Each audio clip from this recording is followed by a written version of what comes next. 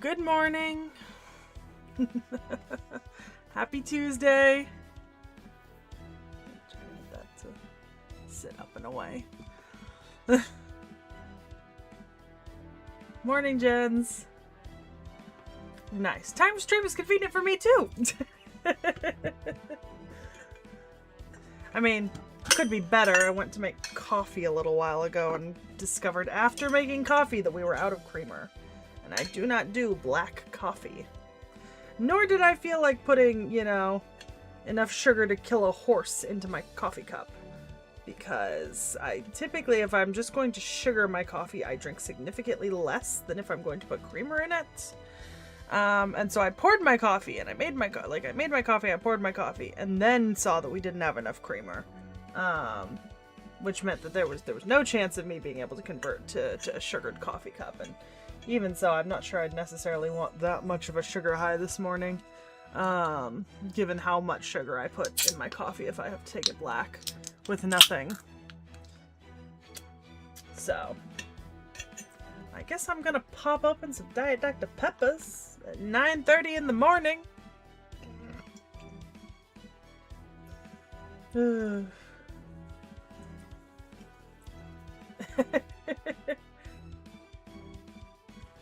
Okay, so you won't be in and out? Alright.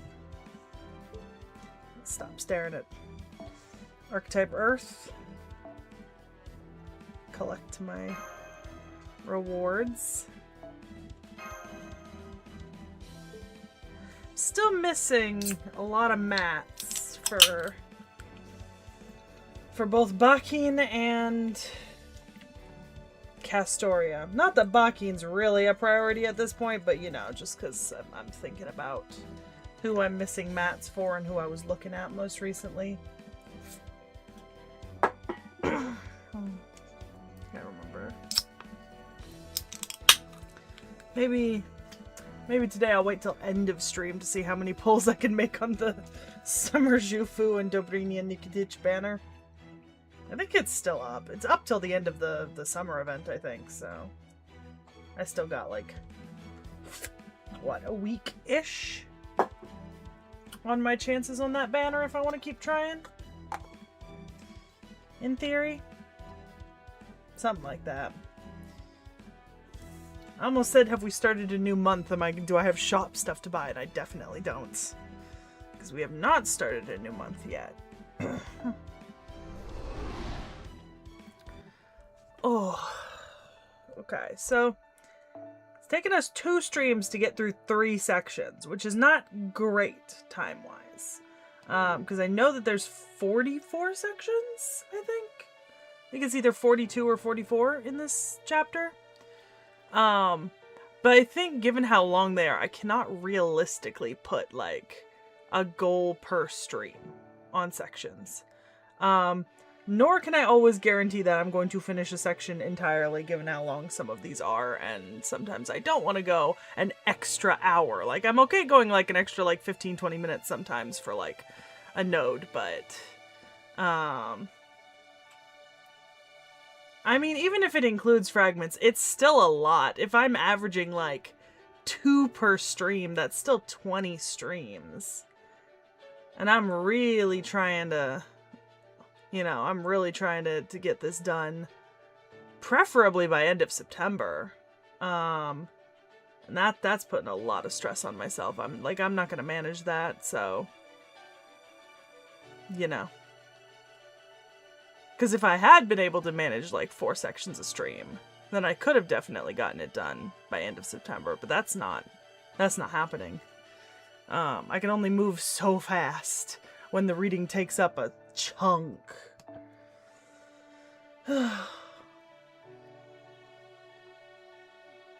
Oh. Yeah, I can do that real quick. I haven't looked at my support list in so long. Actually, there's probably things I need to change in my support list, but yeah, like, for example, we'll change that. Okay, so you say the CEs are the problem. Do I have a better archer now, too? Yeah, that's my baby. Okay. Let's see. Yeah, I don't really know who I've got what's on, so I feel like not everybody actually wants a lot of my servants that are on support. I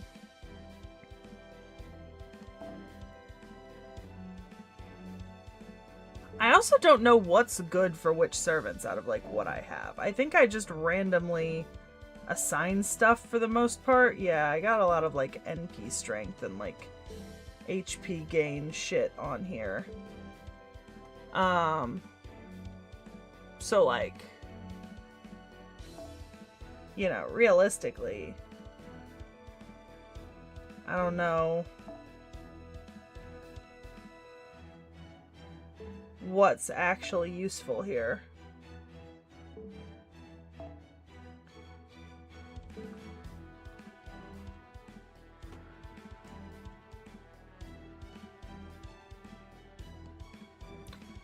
Realistically, the easiest thing to do would be for me to somehow show you.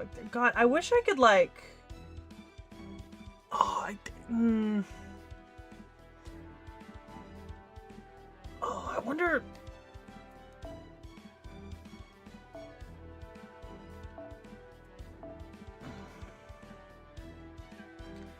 I wish there was a way I could like export like a list of what CEs I have.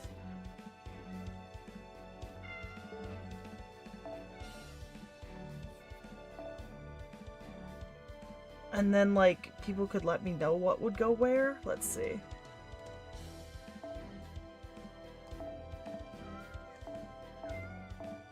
Because I don't...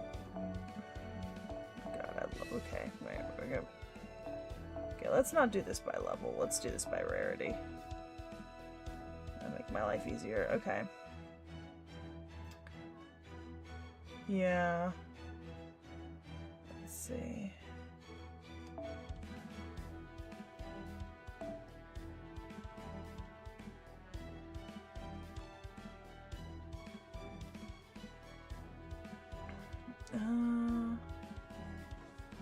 This will get me some NP charge as well as a decent start. Here, let's do this real quick. Let me. There's got to be a way to.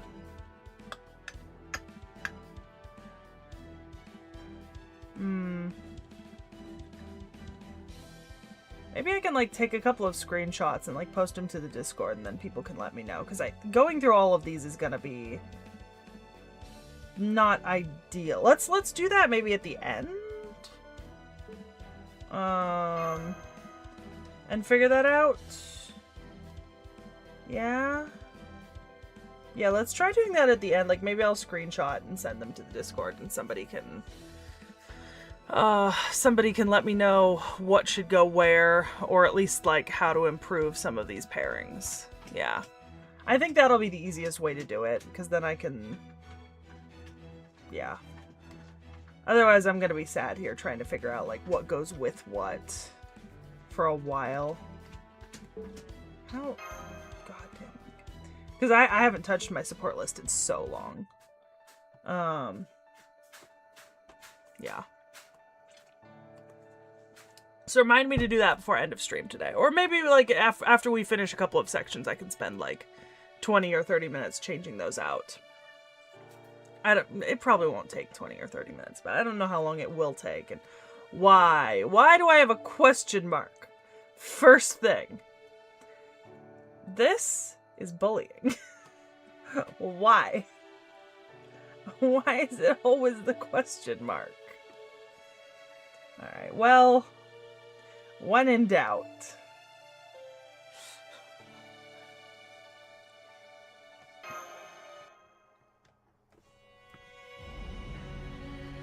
Gloucester, part 1. This is going to be multiple parts for Gloucester. Oh, it's like watching an old TV. the what, 4:3 ratio or whatever? Okay. I see. So Tristan stayed behind. He was a great knight. I don't know much about fighting, but even I could see that. So if that's what he chose, it must have been right.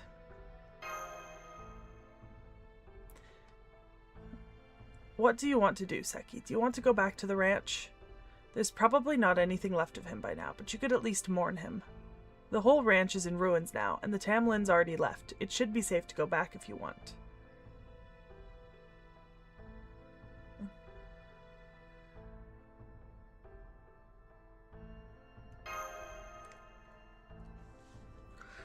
I agree. Tristan didn't sacrifice himself so we could go backwards.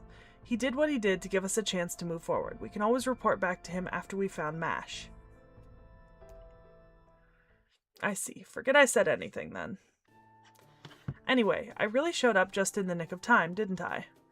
That's one of the many benefits of my royal charm. I get to ride in on a white horse that's to save the day. Now I'm really glad I pleaded with Aurora to let me borrow this carriage. The only issue is... is there some sort of problem with the color of my coat? Well, I guess it kind of looks whitish in the right light, if you squint. Anyway, that's all I have to say about that. Ah, Oberon. Colorblind. So you're feeling better now. Great. Then here's another piece of good news. The city of Gloucester up north is about a day's journey from here. They hold auctions for rare and valuable goods every day there. And word has it that one of their hottest new items is a fairy with an unusual iron weapon. Apparently, some peddlers found them near the Nameless Woods. And they plan on putting them up for auction as soon as tomorrow. A fairy with an iron weapon near the Nameless Woods? That's gotta be Mash. I'm sure of it.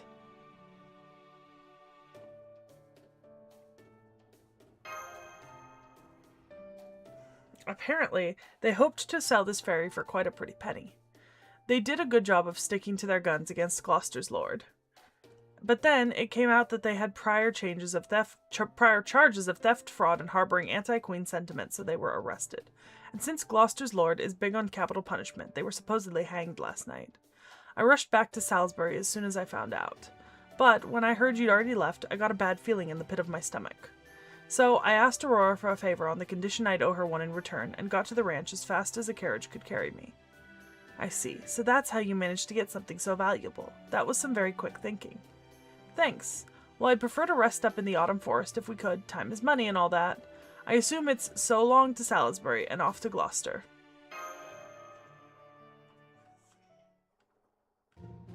Excuse me, could I say something first?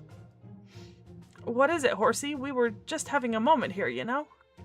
I know, but I'm a proud Fae horse, the most rambunctious and chivalrous stallion in all of Britain. So as a matter of principle, I can only entrust my back to those I have recognized as my master. I was willing to come this far on Lady Aurora's orders, but if you insist on going to Gloucester, well, I trust you see what I'm getting at. Carrots? A battle! Not carrots, then. Oh, that's why that was sitting so high up. There we go.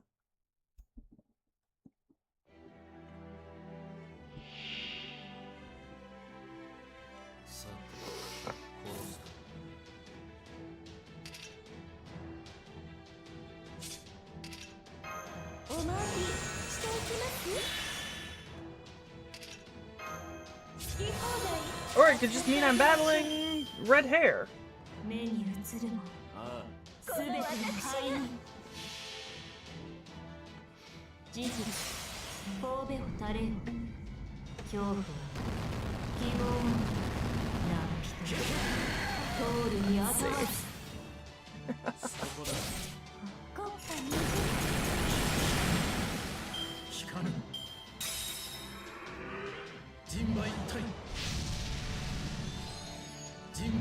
Oh, gross.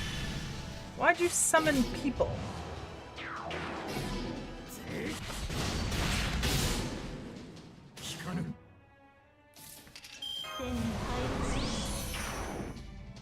Yeah.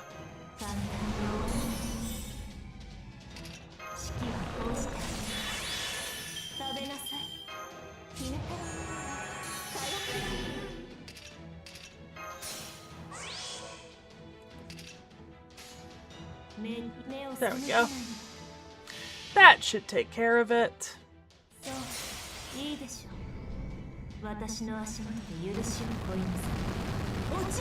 When in doubt, zerk it out.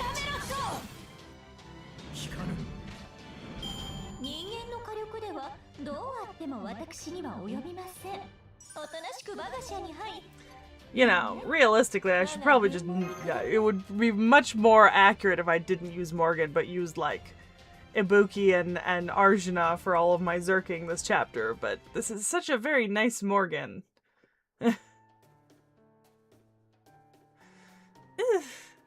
I'm not making horse noises. We know I was a horse girl as a child. I'm not making horse noises now as an adult. Contract finalized. I'm amazed you took my secret technique in stride like that. You must be a fearsome warrior who has overcome all sorts of harrowing ordeals. Very well. From here on, my legs are yours to command. As long as your path isn't unsavory, I'll take you wherever you wish to go. If this Fae horse is the best she had to offer, maybe Aurora isn't as well liked as we thought.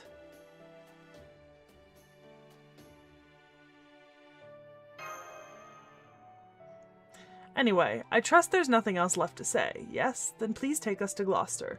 Oh, and don't forget to drive safely. I can handle a few bumps, but Seki, Altria, and Da Vinci are all very tired. Not to worry. I can assure you that I've never broken a speed limit in my entire life. You're one of those people. Not that I condone the idea of breaking the speed limit. By the way, Oberon, what's with that outfit? I kind of liked your old cloak. Oh, this? This is what I wear whenever I'm gathering information. The Queen's soldiers don't always take too kindly to people asking questions about the state of Fairy Britain. So I try to avoid standing out by dressing in drab traveling clothes. I see. I'm impressed, Oberon. I'd never consider an outfit like that drab. Oh, I didn't know you were so interested in fashion, Altria. Does that mean you prefer outfits like Da Vinci's then? No, I wouldn't say that. I mean, someone like me dressing like her, that would be laughable. Huh, true enough, you're definitely not ready yet. Oof. Aw, why are you bullying my Castoria? Okay, that's enough Altria teasing for now. Seki, Da Vinci, would you mind telling me how much you learned about Fairy Britain while I was away? I know Morgan gets extra damage against Fae, but it is a little ironic to be using her in the chapter where she's our Lost Belt King, you know?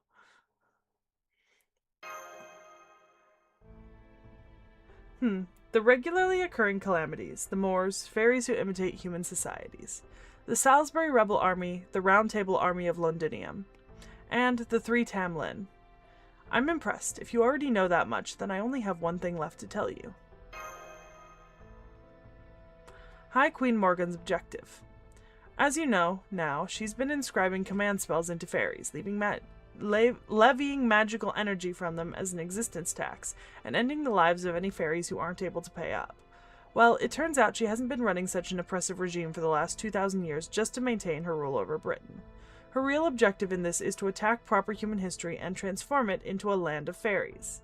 She wants to expand Fairy Britain to encompass the whole planet, overwrite proper human history entirely, and turn the Earth into one giant British Isle.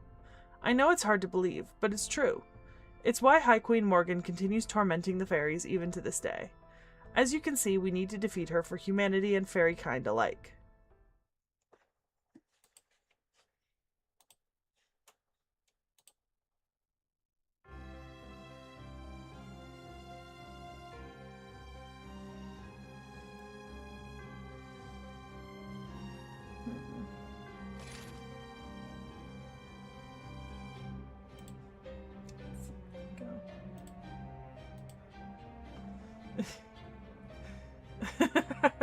Hi, Frost.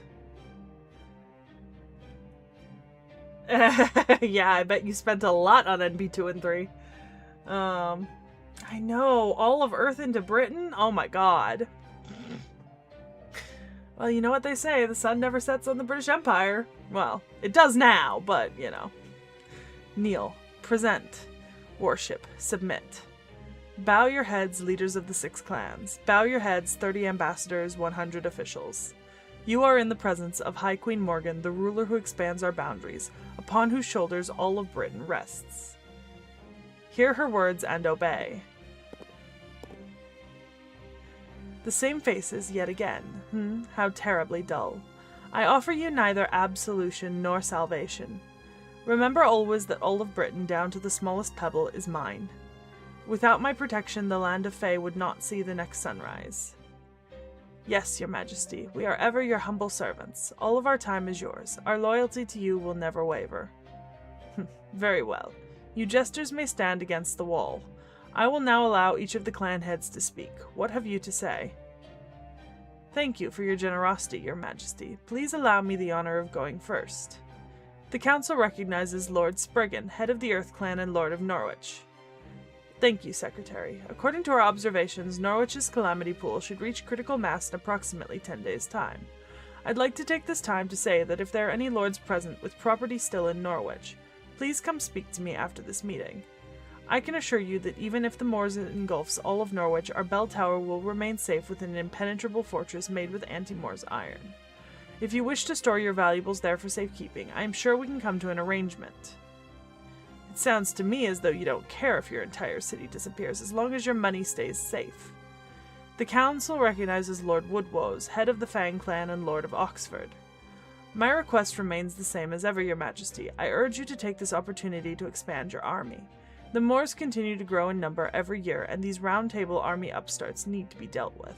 So I must ask that you increase your human shipments and assign more humans to the barracks. Oh, does this mean the Fang clan alone is no longer up to the task? I suppose not even the fairy once known as the Sword of Britain, the great Lord Woodwoes himself, could defeat the spectre of advancing age. Silence, you infant! How dare you speak to me like that? If we weren't in Her Majesty's presence, I'd crush your head in my jaws for such insolence. Now, Woodwoes, you should know better than that. Remember, every fairy in Britain looks up to you. The Lord of Oxford and owner of the restaurant most responsible for our food supply should conduct himself like a gentleman, right? Right. I know that, Aurora, I do. I'm not the raging frontline fighter I once was. I'm the calm, rational leader of my clan. What a joke. If this is to be no more than the usual sniping at each other, would you mind if I excuse myself, your majesty? We're putting up a very rare item for auction today, and I have a lot of work to do getting things ready. The council recognizes Lady Mirian, head of the Wing clan and Lord of Gloucester. I already said my piece. Neither this calamity pool or the anti-Moors countermeasures have anything to do with Gloucester. So if all you twisted fairies want to do is argue with each other, by all means do so, without me. Then again, Norwich has sent us good product lately, so I suppose we can afford to offer our aid, if only a little. Do give my regards to Count Pepperon, Spriggan. Let him know that if he ever decides to move to Gloucester, he'll always have a place here. Lady Knocknarea, head of the King clan and ruler of Edinburgh, assent. Lady Einzel, head of the Mirror clan and guardian of the Lake District, absent. At this time, and with High Queen Morgan's permission, the council would like to welcome the Tam Lin from New Darlington. Oh dear. Oh dear.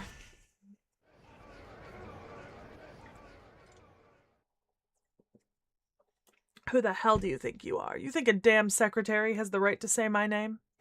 Come on, Mother, when are you going to stop letting these stupid secretaries run these shows already? Can't you pick someone less hideous?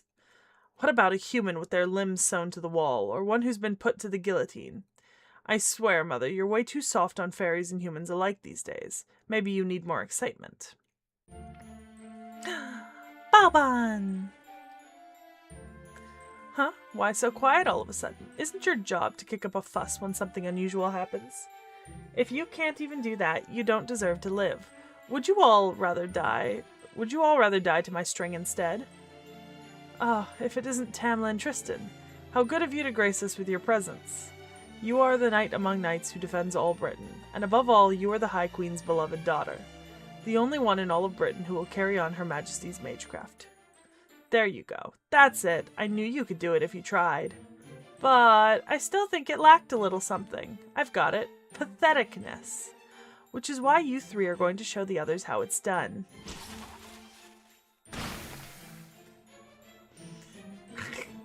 I mean, as if Peachy doesn't commit war crimes on you only for me to turn to her and just go, my feet, my ankles, they're gone.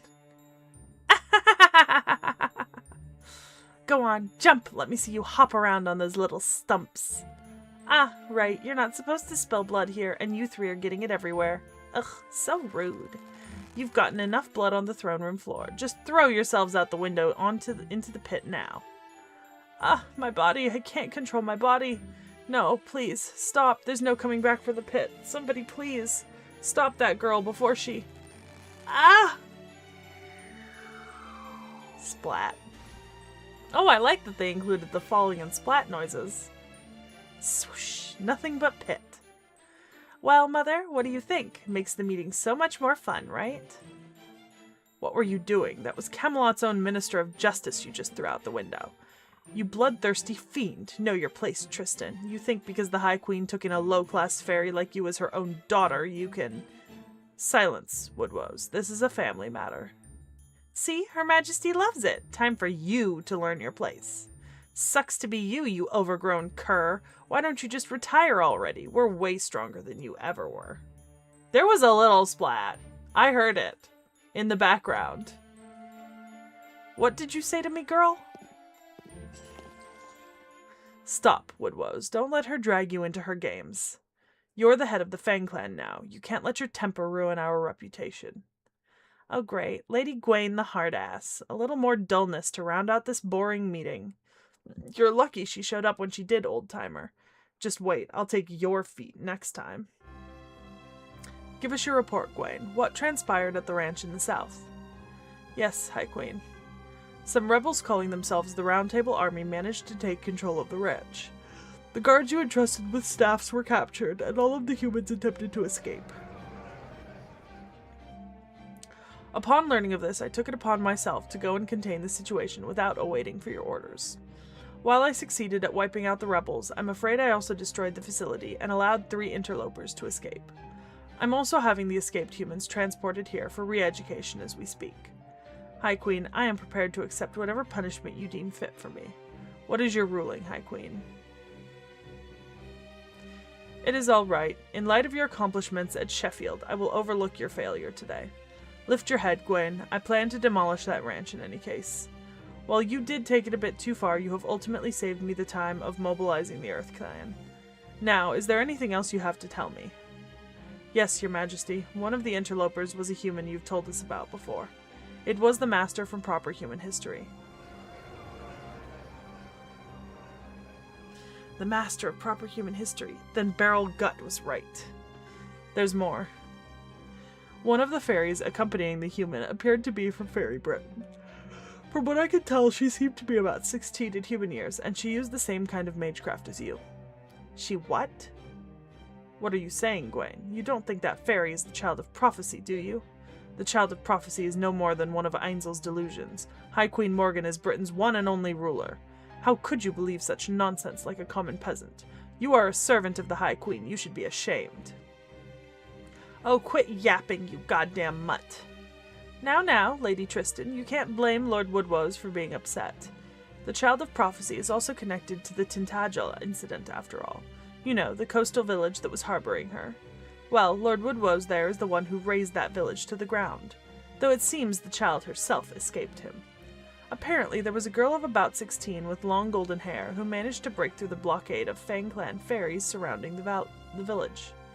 The soldiers who witnessed it said she fought like a raging storm. They also called her the girl who uses magecraft, the Queen's second coming, and High Queen Morgan's daughter. Oh, buddy. Don't you dodge my spell, capless. That was meant to kill you. I'm Mother's only daughter, got it? I couldn't care less about this child of prophecy, but you'd better not spread rumors like that any further.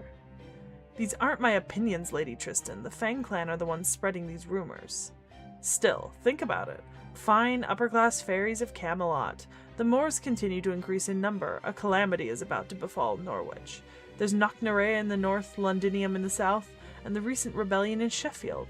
And now we have the invader from an outside world that Lord Beryl Gut warned us about. I don't believe Ainzel's prophecy any more than you do, but you can't deny that the pieces are all falling into place. The child of prophecy is real. Or, at least, the common fairies who know nothing of politics believe she is, which is enough. This is no time for our clans to be fighting amongst ourselves. We must put our people's minds at ease. So I suggest we work together to do something about it, starting with the calamity pool at Norwich. What say you? You do have a point.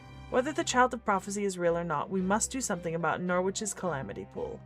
High Queen Morgan, would you be willing to send your army to Norwich to quell this disaster? I believe Lord Boggart, ruler of Sheffield, made a similar request. I understand how you feel, Aurora, but we can't send out Camelot soldiers. While I'm certain Her Majesty's troops would make short work of the calamity, sending them out would also leave Camelot vulnerable. Knocknarea is constantly on the lookout for any weakness she can exploit. We can't leave the castle unguarded. I agree. The way things are going now, it's going to be the War of Spring and the War of Summer all over again. Only this war will be fought between Her Majesty and Knocknarea, the self-proclaimed queen. We do have the upper hand over her forces, but only just. The Wars of Spring and Summer. You speak of the Fae-era war between the North and South Fairies, yes?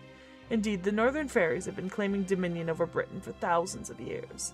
I thought they had settled down and agreed to submit to High Queen Morgan's rule, but it seems they're still up to their old tricks. Ah, how deplorable. Why can't they simply pledge their loyalty to our High Queen like we have done? Given the circumstances, I suppose this truly isn't the time to worry about Norwich. Though it pains me to say this as their lord, I'm afraid I have no choice but to let my residents die and... Worry not. I will use the water mirror on Norwich. This man is scheming. I trust Lord Spriggan about as far as I can metaphorically throw him, which is not at all. It will destroy the calamity along with most of Norwich, but the bell tower will remain intact. So long as the castle remains, it will fall to you to rebuild, Spriggan. It is time for you to demonstrate once again the skills that enabled you to take Norwich from its previous lord. If that is your will, High Queen, now how much can I expect in the way of financial aid? I will give you 1/3 of the flots I'm wasting away in the West Treasury.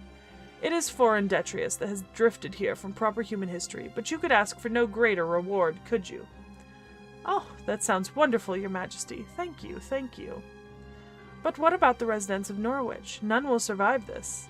Isn't there anything you can do to make them evacuate, Spriggan? Oh, I've been urging them to evacuate for some time now, but they all refuse to leave. They're either too attached to the land, or they love their jobs, or they don't think the threat is real, or they think the Child of Prophecy will save them, or some combination thereof. As great as my clan can be, I'll be the first to admit they can also be a bunch of hard-headed fools. Having said that, where would you propose they go? Salisbury, the Wind Clan city? You know just as well as I do how poorly the Earth and Wind clans get along. It's a problem not even the High Queen herself has been able to solve. It's rare that things like this wrap up with a nice little bow, so no, I'm afraid Norwich is a lost cause. Why don't they come down to my place? We'd be happy to take in any poor refugees looking for a new home. That barrel gut! That's just the kind of place New Darlington is. Ain't that right, Lady Spinel? This looks like Beryl Gut's figure. And also, it makes a whole lot of sense for him to be in New Darlington with what we know about New Darlington. Right you are, Red Barrel. I didn't know you were listening in on this boring old meeting. It also makes sense that Bao Banshee and Beryl are like 2 peas in a pod at the moment. I love Bao Banshee, but, you know. Now, my fair lady, don't be like that. There's nothing boring about it. These clans have agreed to put aside their many differences and focus on what's best for Britain's future, you know? You won't find a more entertaining show anywhere in the country. Not that you'll find any other show in this country either, but still. I've changed my mind.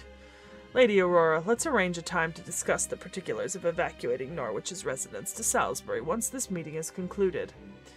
Whatever our differences, I'll gladly take that over subjecting my fellow fairies to the National Slaughterhouse Theatre. These problems concern Fairy Britain, and we fairies should be the ones to resolve them. Oxford will be glad to take in refugees as well. While I can't stand how many rules the Earth Clan's smithing breaks, that doesn't mean I'm about to send them to a needless bloody death. Gloucester's neutral stance remains the same as always. Our doors are always open, both to refugees and to fairies who are tired of being beholden to their clan's customs. Huh? What now, you guys are all buddy-buddy? I guess you must really hate me, huh? Man, that makes me real sad. You'd think High Queen Morgan's first ever boyfriend and future King of Britain would get a little more respect. Disgusting. I think I trust Einzel the most, and Einzel doesn't exist. Morgan, do we need to talk about colorblindness and red flags? You can't fix him. Yeah, Beryl, hurry up and marry Mother already. The most powerful fairy in all of Britain marrying a human. Frickin' hilarious. And then you'll marry me next, right? Oh, no, no, no, no. Isn't that what you humans do? Marry as many people as you like? Of course, Lady Spinel, but let's not rush things. No matter how much you may care for someone, the moment they belong to someone else, a lot of the shine tends to come off. There's no guarantee the same won't happen to you. Once you see me as Her Majesty's husband, you might wonder what you ever saw in me at all. So we don't want to make any hasty decisions when it comes to marriage, and who knows, maybe the partner of your dreams is even closer than you think. Heh, you don't have to worry about that. There's no one else for me but you. Oh, Baoban. Oh, Bao. We gotta talk about your choice in partners. Very well. I understand your concerns. My course of action remains unchanged from my public declaration. At the end of the year 2019 of the era of the High Queen, Fairy Britain, the land of the Fae shall rule this fairy planet. The walls of light that surround the British Isle will disappear, and our world shall overwrite the wicked world that lurks outside. Once it does, you shall all be free of the calamities, and a new age shall begin.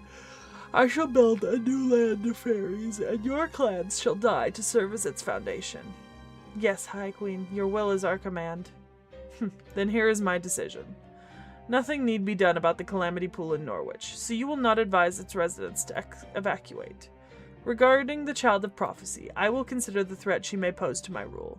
Furthermore, once the invaders from proper human history Beryl Gut spoke about are found, they are to be captured and brought here alive. There is something I will have them tell me. If the Master Gwaine saw is also accompanied by the Child of Prophecy, so much the better. Woodwose, Spriggan, Murian, and Aurora, you are all to assemble a team and begin your search at once. I want to see these rebels and invaders brought before my throne. Whichever clan brings them to me shall be rewarded with 500 acres of land. This meeting is now concluded. Clan heads, you are dismissed.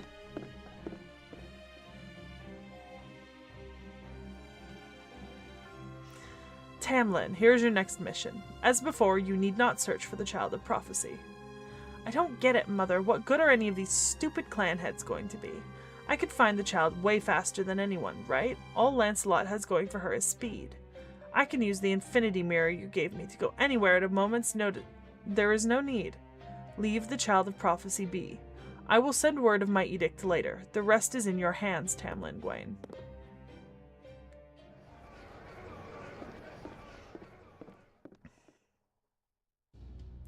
You heard Her Majesty, Tristan. Can you not behave yourself even for a moment? You do know the reason she was so strict with you is because the clan heads were here, right? She may be our all-powerful High Queen, but she still needs to keep up appearances. She can't treat you like her daughter at a council meeting, and then there's your attitude toward Beryl. How do you think it looks for the Queen's daughter to be so intimate with a human man, and the High Queen's own lover at that? Have you ever considered the kind of pressures she faces, the kind of things people say about you, your own morals as a knight? Ugh, just shut up, you big dumb bitch. Who the hell do you think you are lecturing me? I don't know how you even have time to worry about my rep, seeing as how you're always on the lookout for your next literal romantic snack. How many lovers have you had this year anyway? For such a big gal, you sure are good at bed hopping, aren't you? Ugh, maybe you could give me some pointers about romance sometime. Ugh, I guess since you literally dig into your lovers right after you've got them into bed, it's probably more a matter of filling your stomach than your heart, right? What did you say? Just kidding. Come on, don't glare at me like that. I understand, really. I'm totally aware that your romances are always sincere. I mean, you're so awkward, you couldn't two-time someone if you tried, right? You know what they call you, right? Gwaine of many loves, Gwaine the big eater. Gosh, you poor thing. Nobody understands you, do they? They have no idea that you only jump into bed with those you really, genuinely love. I'm going back to the castle. You should stay on standby until further notice.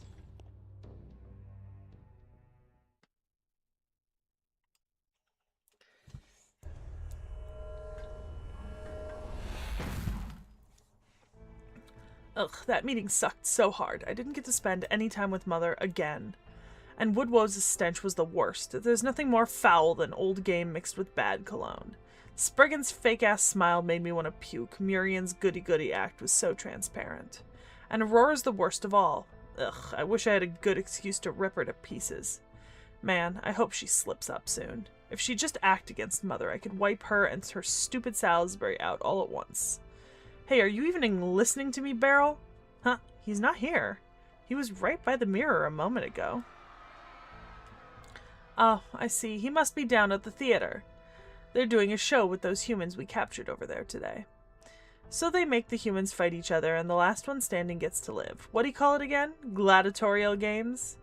I used to think it was a pain in the ass, but it's actually pretty fun. Especially the very last part, when you tell them the champion gets to go free and stuff. Idiots. As if that would ever happen. Humans really can be so entertaining. Then again, I guess this really isn't the time to be laughing. I know what Mother said, but I just can't let this go. Who does this child of prophecy think she is, anyway? Everyone knows I'm the only one who uses magecraft besides Mother. She's only got one daughter, and it's me. No way I can let trash like that live. Ugh, this is pissing me off. Not the shoes. Okay, I know what to do. Times like this, there's nothing better than shopping. Let's see what the newspaper has today. The Knocker Company is getting out of Gloucester. New brands are coming soon. Huh, so Spriggan's shop is going out of business. Well, that's too bad. Spriggan sucks, but his shop at least had good shit. Huh? Hang on. Does this mean it's going to be replaced by... I knew it. It's going to be a count shop. I'll say this for Muriel. She always knows what's hot. Looks like I'll be going shopping in Gloucester again then. Plus, she also mentioned she was getting things ready for a special auction. Fine by me. I'll make it an auction nobody will ever forget. Oh, Bow. You have been misled. I don't know if I have a particularly strong opinion on Woodwoes.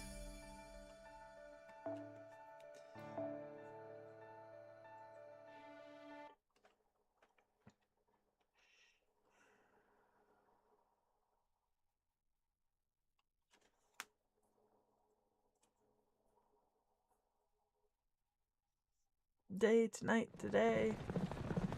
Okay. Look, Seki, you can see the city off in the distance now. It might have taken us a whole day, but we're almost to Gloucester. Yep, and now that we're here, we shouldn't have to worry about the Queen's soldiers coming after us for a while. Gloucester belongs to Muriel, the head of the Wing clan, and fighting is against the law here. She doesn't pick fights with any of the other clans, and she's not completely under Morgan's thumb, either. As far as Muriel is concerned, this is an autonomous region that just happens to have diplomatic relations with Fairy Britain. That's how she tells it anyway.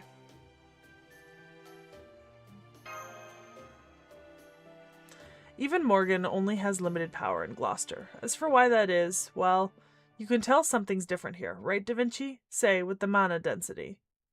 I'm glad you brought that up. I was just going to ask about that.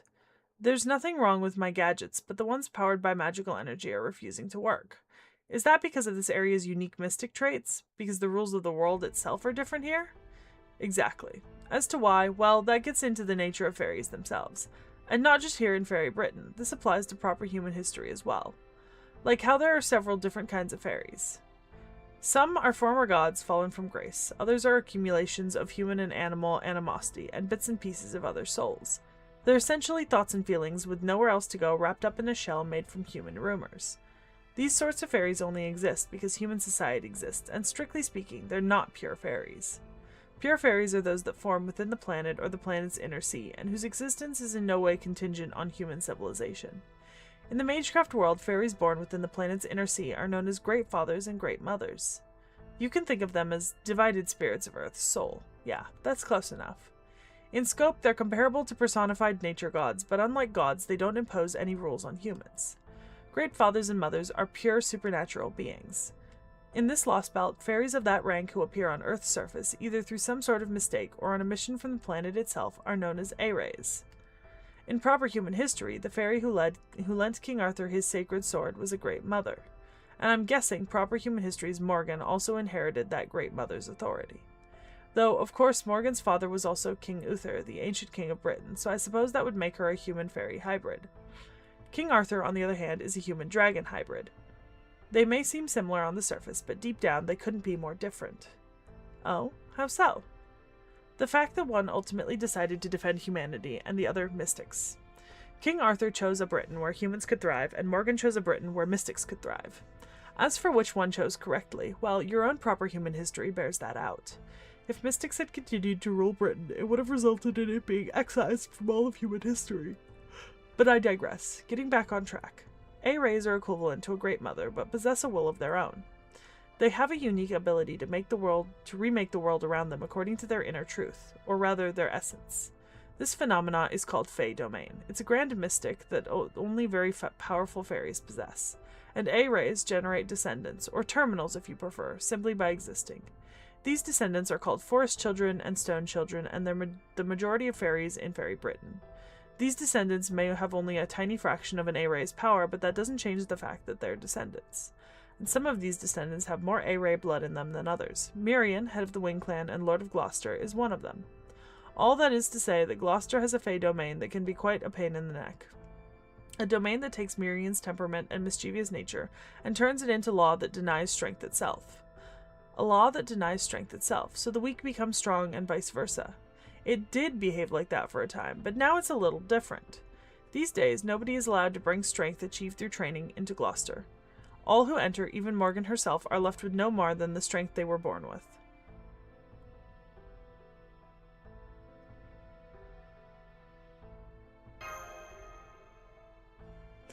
Yep, the ones most adamant about making rules are also always the ones with a way around them. So it's probably safe to assume that Mirian's the only one in the city who doesn't have to play by her rules. And if that's true, it also means her word is law there, so keep that in mind. It sounds like this A-ray term is unique to this Lost Belt. In our world, they'd probably be close to elementals or true ancestors. So, are there any other fairies that have inherited these A-ray's powers? Maybe the other clan heads? Like, does Aurora have a Fae domain too? No, she doesn't. Most fairies with that kind of power end up being excluded from their clans. Sometimes they're outright ostracized, other times they're unable to control their own laws and end up falling apart. Yep, of the 6 clan heads, the only ones who can impose their Fae domain on others are Mirian and Knocknarea. Most of the other domain holders fall apart and become ghosts wandering the countryside. They're called night calls, and depending on how you look at them, they can be even scarier than the Tamlin. Okay everyone, we're almost to Gloucester. I know this is a surprise, but I'm actually a member of the Fang clan, so I'd rather not go inside if I can help it. I'll be camping out here while you do your business, so just call for me when you're ready to leave. And just so there's no misunderstanding, let me be perfectly clear. Despite how I look, I'm not a wind fairy. I'm a Fang fairy. I'm sure you must be shocked, but it's true. Totally. No idea. Oh my god.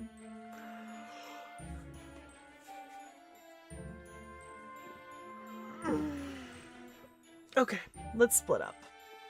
And search for clues. Daphne, Velma, you go with me. Shaggy and Scooby? I'll go with Da Vinci, and Seki will go with Altria. The auction will be held at night, so kill the time however you like. Anything goes in Gloucester, so she'll find a lot of fairies living up here. You still have that buddy you earned in Salisbury, right? Well, you can use it here too, so don't be afraid to cut loose. Girls love to go shopping together, right? Well, now's your chance. So how about you, Da Vinci? Is there anywhere you'd like to go?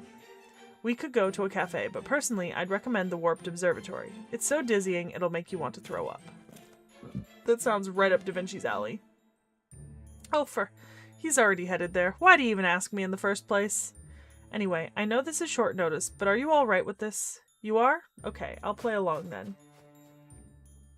St. Courts. Wait up, Oberyn. Aren't there any museums around here? With so many fairies in this Lost Belt, there has to be at least one painter.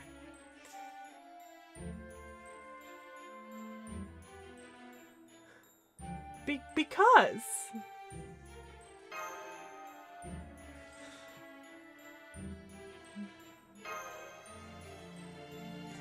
For the time being... I'm sorry. This is all happening so suddenly that I'm still catching up. Well, we've already come this far. No sense holding back now, I guess. Now that we're in Gloucester, we may as well enjoy it. Come on, I'll show you around.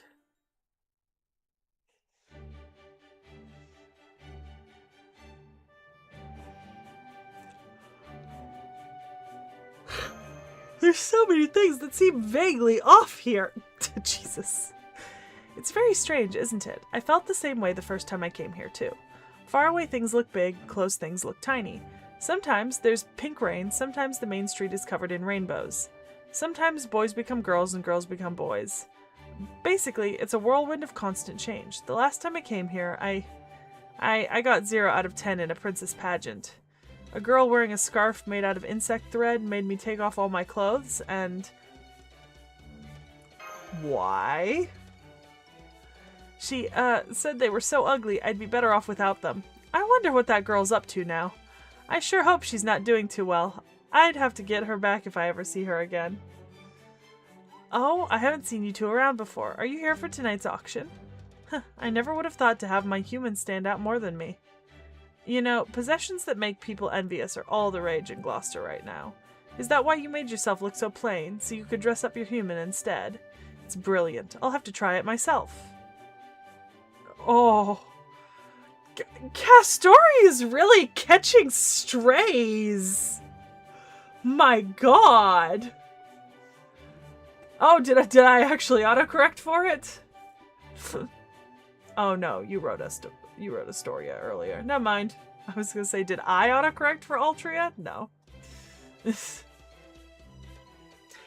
I talk to Peachy all the time and I'm almost never high.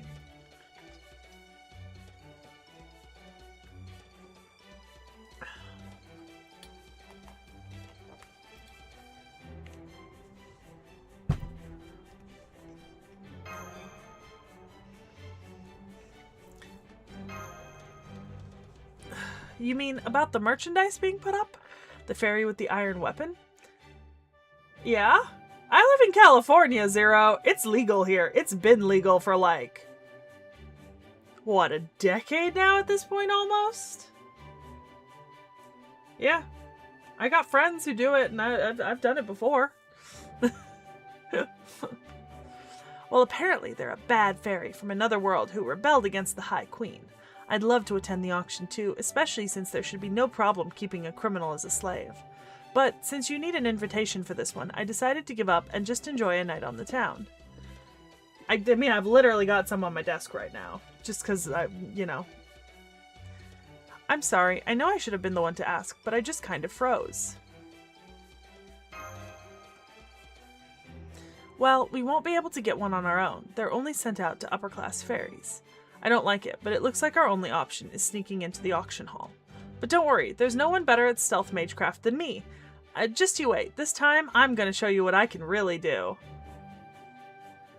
Oh, Castoria. Help! Is anybody there?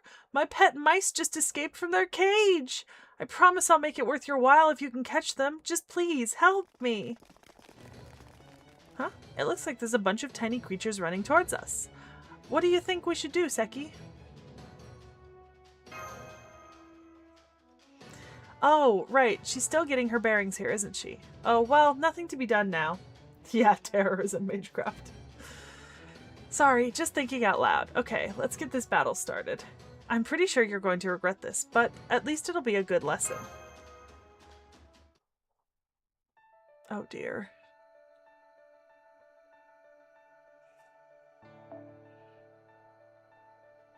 Well, we'll use someone different for once. What the fuck?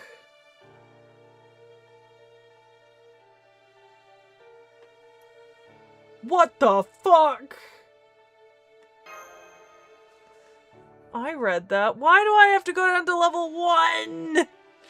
I don't want to do any fights in this city. I want to get out of here as soon as possible. This is disgusting. Just, oh my god, look at those healths. Oh. Something about that feels wrong.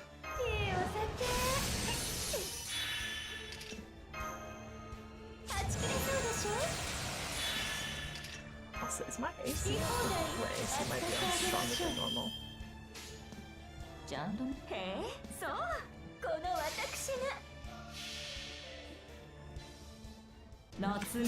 Yeah, that's true. That's very true.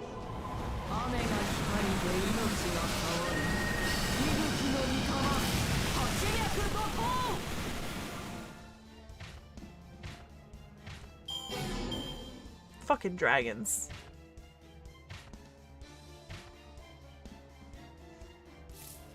Fucking skill seal.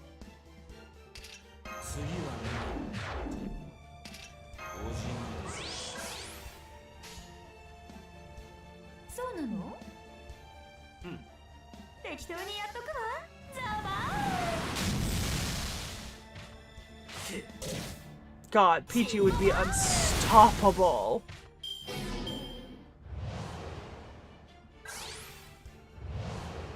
One good hit. I don't like that he keeps putting his strength up. Is my NP sealed or is it just my skills on you? Where's the skill seal? Not NP seal.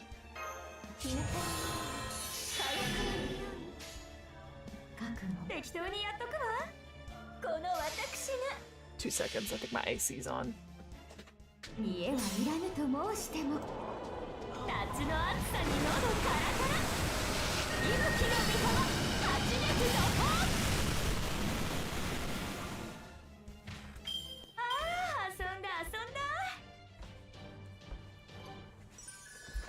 Okay.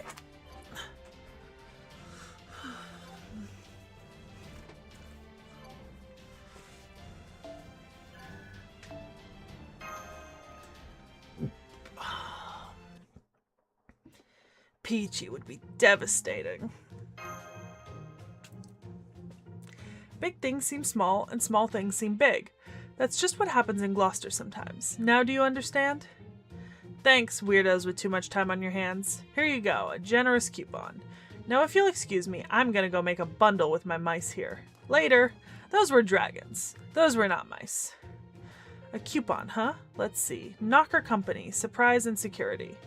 Oh wow, it's for S&C. Do you know it? Spriggan and Capless, I mean. It's Fairy Britain's very first department store. Grandpa told me about it.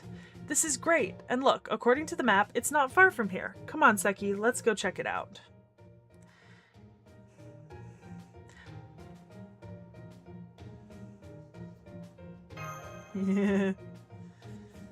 They're already building another store in its place, too. It looks like it's just called Count. I've never heard of that one before. But I can see they've got shoes, bags, hats, dresses.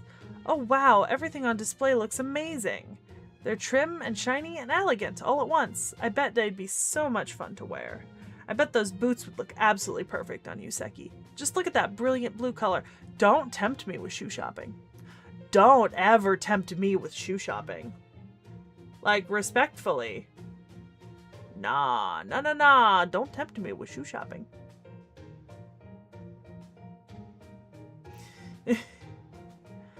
Yeah, I think they're doing a pretty good job with story gameplay integration, Jens. I think I agree. Between like the little like fragments and like the interludes and you know like the kind of like dropping fights in to kind of explain things, it's not terrible. That sucks, Andrea. You just gotta get better signal, man. It's so neat, so clean, and so clear it feels like you could lose yourself in it for days. Look. Yeah, I have a problem with shoe shopping. Like, it is a problem. I have so many shoes. I have an ungodly amount of shoes. I literally made time on my last day in Menorca to go to my favorite Spanish shoe brand and bought 2 new pairs of shoes. It was like almost the only souvenir I brought back. Wow, souvenir. I think I got a couple of others, like small things, but like shoes. Huh, not bad. You've got a pretty decent eye. But would you mind keeping it down a bit? I'm trying to stay incognito, so I don't want to attract too much attention. Oh, I'm sorry. I'm from a very small town, so... Huh, I see. So what? You wanted to see the big city before a calamity shows up and kills you or something. You're lucky you're not one of those cheeky Gloucester fairies. You're also lucky your ankles aren't to my taste. Be grateful your boots are so frumpy. They are? I guess they are, huh? Still, they're very practical. An oud Goggy could go to town on them and I wouldn't feel anything. You actually have to worry about Goggy bites? You must come from a real hick town. I mean, you've got the looks of a pretty upper-class wind fairy, but you're stuck doing your own farming? Man, it must be rough out in the sticks with so few human slaves to do the heavy lifting. This is weird. Really weird. Don't you think this conversation is weird?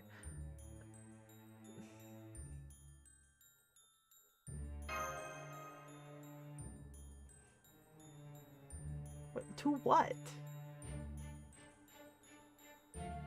Oh, I'm curious. What do you mean? To what? 2 pairs of shoes? That's not possible. No, I don't think so. It's just neither Seki nor I are used to dealing with city fairies, so not used to them, huh? I see. So that's why you're not scared of it. 2 pairs of shoes. 0.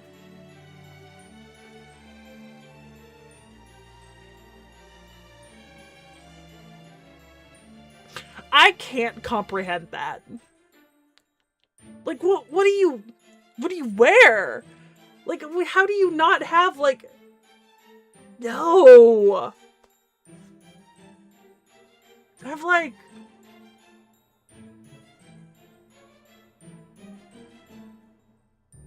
Conservatively, I probably have upwards of, like, 30 pairs of shoes. Genuinely. Probably more. Probably more. I'm not even... Because I've got the shoe storage in the closet, and I've got the shoe organizer rack, and then there's like 4 pairs of shoes that are like sitting out of the rack because I use them regularly. Oh my god. And then my mom and I also share shoes. So technically, you know, there's an additional like, you know, 20 or 30... I wear them, Frostshard, for different situations, different outfits. I have the same pair of heels in 4 colors so I can wear them with different colors of outfits. I count sandals. I'm counting every pairs of shoes that I own, which includes my garden shoes and like my gym shoes and like my swim shoes. So it's like, you know, like I have like 2 sets of slides, you know, and like a separate set of flip-flops, and then but one of the slides is indoor only. One of them I use for like the pool at the gym. Flip-flops are separate. I have a lot of work shoes, you know? Like a lot of work shoes.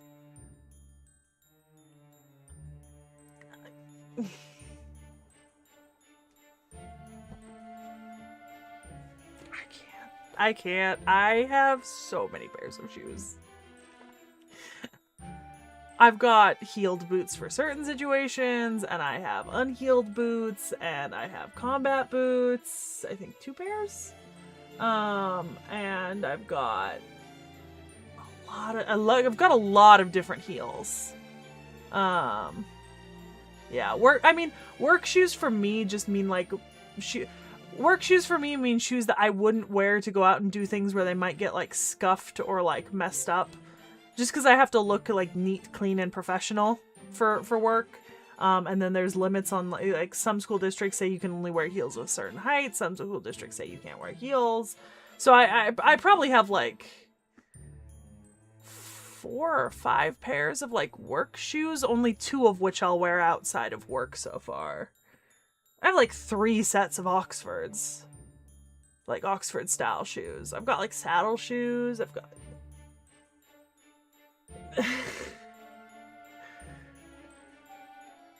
I like my combat boots. They're comfy. And I can use them hiking. I also have hiking shoes. I have like 2 sets of hiking shoes for digs. And probably like 4 or 5 sets of sneakers. Although I do need to get rid of a couple of my sets of sneakers. Okay, I say I have like 30 plus pairs of shoes. At least 5 or 6 of them need to just be thrown away, and I haven't gotten around to it. Oh my god, no. I can't even. I have so many shoes. I think it was a long time ago, but I want to say that like on a stream or a video, probably like 2 or 3 years ago, I did like, I think I did like a whole lecture showing off a bunch of my favorite pairs of shoes and talking about like why because I need a heel for like comfortable walking. right? I've fucked up, like, figure skating fucked up my arches, right? So like flats, like completely flat shoes are actually really painful for me to walk in. So I have to wear like, I typically a heel about this big is the most comfortable for me. So most of my shoes have like a 1-inch heel or so, sometimes a little bit more. But oh my god, no,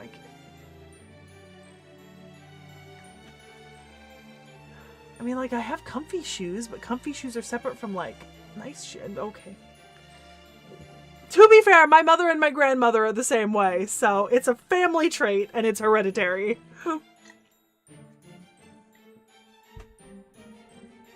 See, for work, I don't need steel-toe shoes, so. I did used to have a set of combat steel-toed shoes for a job I did, like, 6 years ago, but I got rid of them as soon as I was done working that job. Yeah, no. No, I have so many sets of shoes.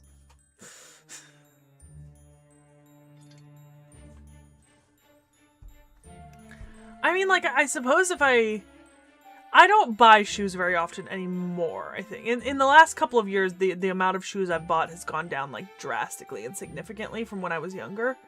I suppose if I had to, like, I could maybe pare down to, like, 6 or 7 pairs of shoes I wear the most frequently, but a lot of my shoes I also have for like if I wear one pair out, I just have a backup pair that's similar, right? Or like I'll have like 2 very similar sets of shoes because I liked them. It's like that set of shoes that I have in 4 colors. I love them, and I bought, you know, one, and you know, then I bought the other 3 colors. They're so comfy. Yeah. I mean, I have some shoes that aren't comfy, I'm sure. Yeah, I have some shoes I wear less because they're not as comfy, but yeah. Yeah, I have so many shoes. I could maybe see being down to like 10 or under. I don't think I could go down to like 3 pairs though. Yeah, I couldn't do that. I really couldn't.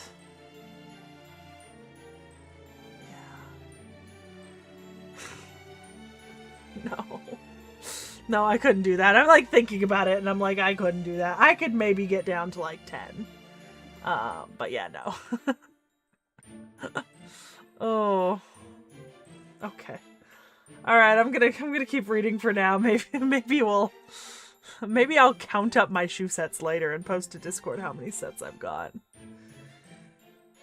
Oh, I have to find the bin of winter shoes though. Anyways.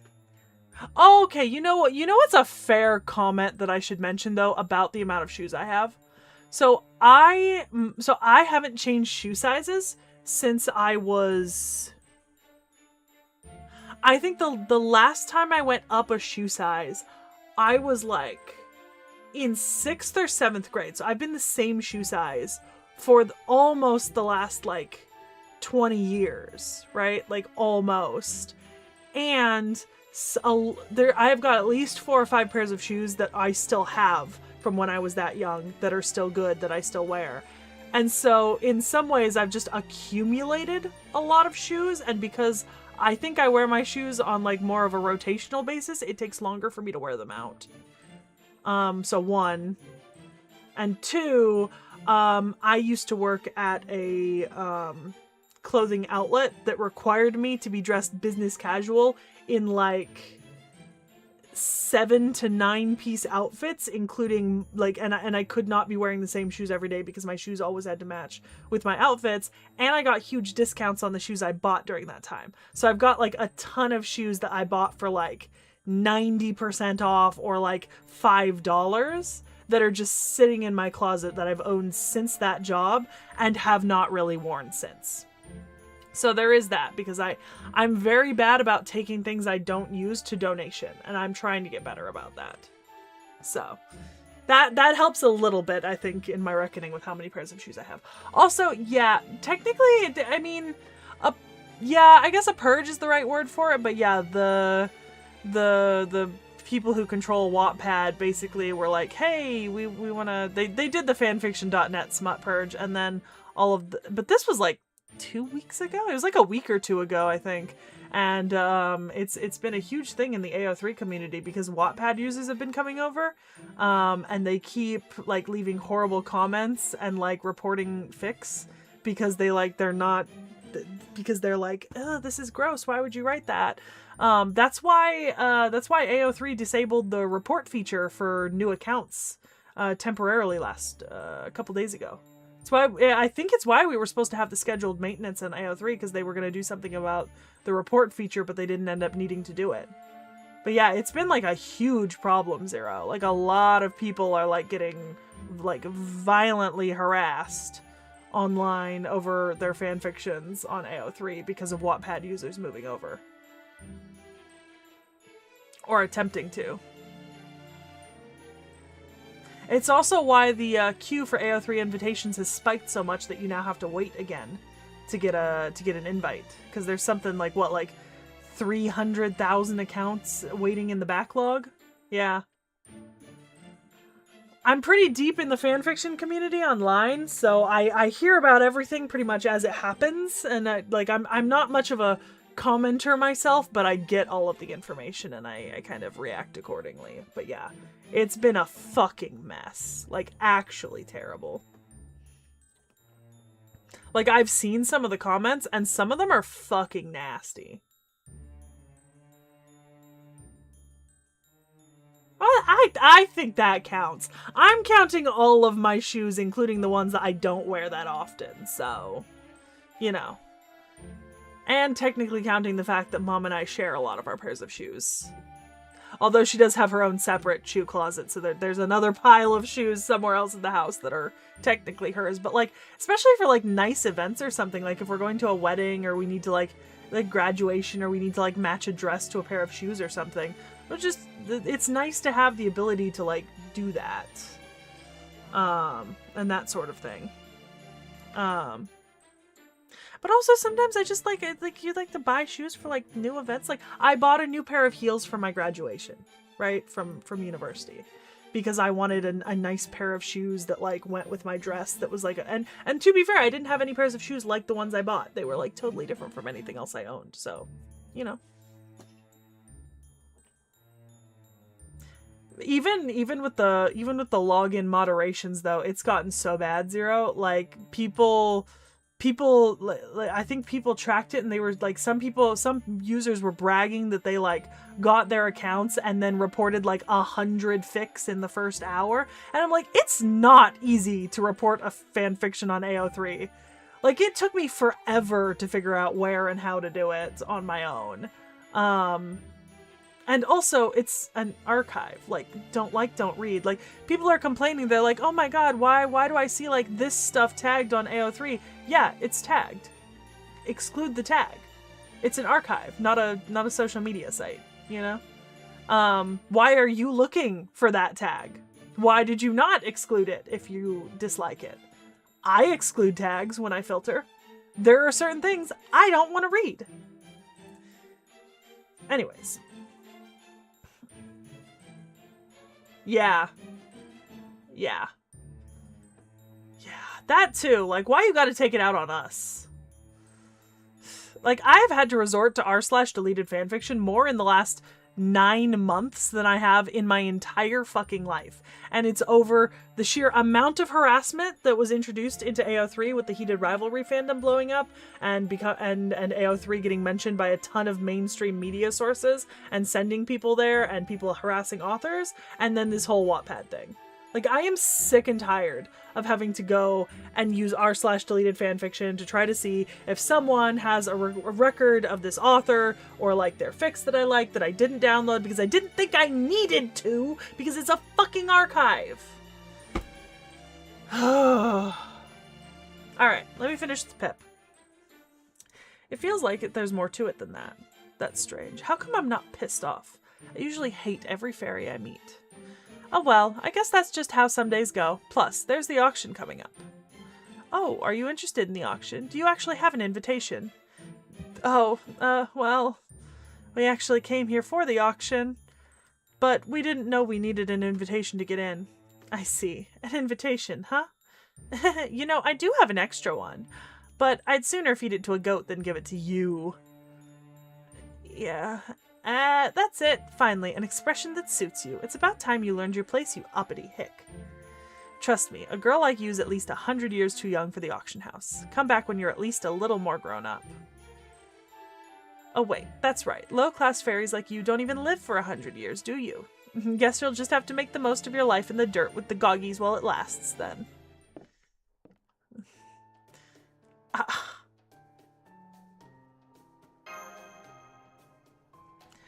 Like we were actually good friends? Maybe you're right. She honestly didn't seem like such a bad fairy to me either. Oh, Castoria. Yeah. I think our cats, like, the record of the longest we've ever managed to keep a cone on a cat was like an hour after it got back from the vet. So we did buy a couple of those like soft cones that are shaped like flowers. Surprisingly, those work decently well. At least for our cats. I really wish the surgery suit was a viable option, because the surgery suit would have been a great option if Peachy hadn't immediately tried to rip her own stomach open using it. She was so cute in it, too. I gotta post the picture somewhere in chat, because it's adorable.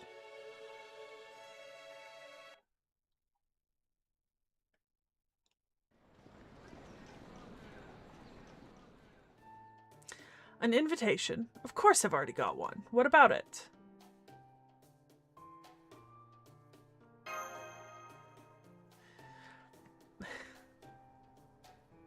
Unfortunately, we weren't able to procure any formal dress, but since Oberon is so, dazzling, I think we should be able to get in as part of his entourage.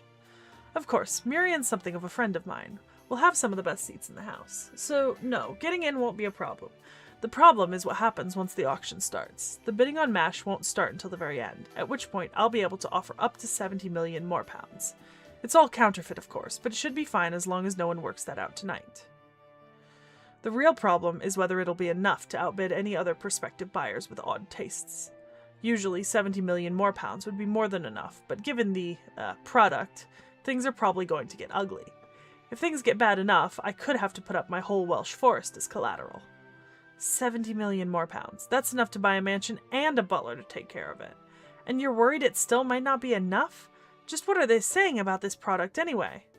Alright, I'll tell you, but try to contain your surprise. They're saying the fairy is supposedly a traveler from another world with an iron weapon, and the new child of prophecy.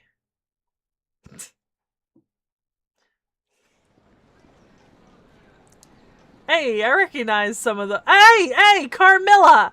It was Carmilla! Wait! I didn't catch all of those. I think I saw Semiramis. I saw Carmilla. I recognized at least one other person during the Semiramis one, but I can't remember. Good evening, ladies and gentle fairies. Welcome to Gloucester's auction house. Why put off until tomorrow what you can have today? Who cares about clan pride when you can boost your own brand? We know what you want, which is why we are once again proud to present a wide array of items sure to pique your interest. Have you taken a look at our catalog? Have you found any items that speak to you? Wonderful, wonderful. I can see you're all enthralled by our selection. Then let's get right to it, shall we? We hope you enjoyed this latest Lady Miriam production. Yeah, my cats literally would, like, walk upstairs and come down 15 minutes later without a cone, and we could not find the cone. They're amazing at it. It's horrifying. It's starting. I see. So you say your bid yourself, huh? In most auctions, the buyer quietly holds up a sign, and an agent then bids for them. But it looks like agents aren't allowed at this auction, so we have to shout our bids ourselves.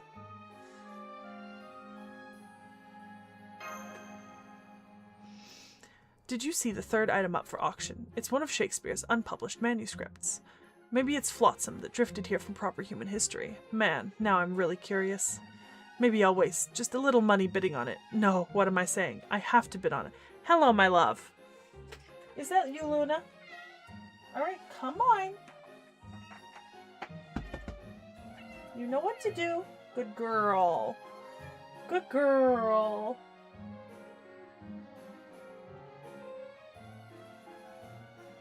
floof. Good floof. Yes, good floof. Okay. Summer Marie, Jalter, Steno, and green. Okay, yeah, the green one was the one I thought wasn't normal, but okay. Oh, no, you don't. We're only here for one thing, the Child of Prophecy. Besides, if you bid on something now, they'll notice your cash is counterfeit by the time they get to her. Just do your best to resist. If you want an original work from a famous artist that badly, I'll make you something myself. Well, really? I didn't want to be the one to bring it up, because I thought it would be a bit gauche. But now you're saying it's okay? Okay, Da Vinci, I'm gonna hold you to that. Just let me know when you need me to pose for my portrait. Trickster. I love him. I can see this place is nothing new for Oberon. I feel a lot better about this, knowing that. Okay, I'm just going to sit quietly until our auction comes. Besides, I don't want to stand out too much anyway. Yes, my love. Yes! Oh, you're so cute. Oh, you're so cute. Who is my cute old lady? Who is my cute old lady? Oh, you're so soft. You're so soft. And now it's time to introduce our last item of the day. I'm sure you've all heard the rumors. This is the treacherous rebel who posed a threat to our High Queen. The child our beloved Ainsel promised would save Britain. This brave child attacked Camelot with an iron weapon none had ever seen before, crawled out of the great pit, and even made a miraculous return from the nameless woods. Is the prophecy real? Is this child our savior? It's time for all of you to see for yourselves. Oh, this is actually Luna. Yes, my love. Uh-huh. Hello, Luna, baby. What if I mean, you're gonna hate this. Okay, but we're gonna... Okay, come on. Come on. Come on. There you go. Say hi properly. Good girl, Luna. Good girl. Well, to be fair, they're the same color and they're both girls, so... Good girl, Luna. Come on. Up. If you're gonna sit in the room, you have to be up.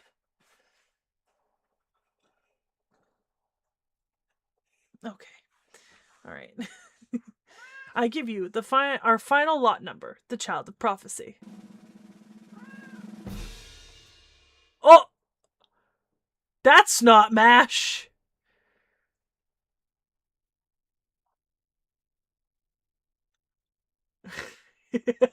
Yeah, she's very small compared to Peachy. She's actually taller and longer than Peachy. She's just thin. Well, the thinner, the vet actually thinks she's her perfect weight for her size. I think she could put on another pound or two. Yeah, I was not expecting this. Wait, but then he did say attack the walls of Camelot and crawled the way out of the pit, and we know the MASH didn't do that. I was wondering if they were just making up stories or if something... Okay. Huh? What? Grandpa? Well, excuse the hell out of me for being old. Wait, hang on. Who was that? Say that to my face, why don't you? Bye, Luna.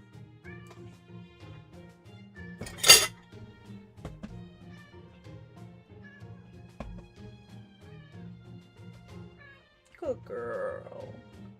Good girl. Old lady. Old lady.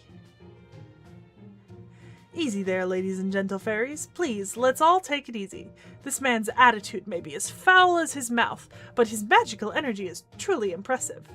What's more, he's a gifted craftsman, capable of forging wares that put all the blacksmiths of Norwich to shame.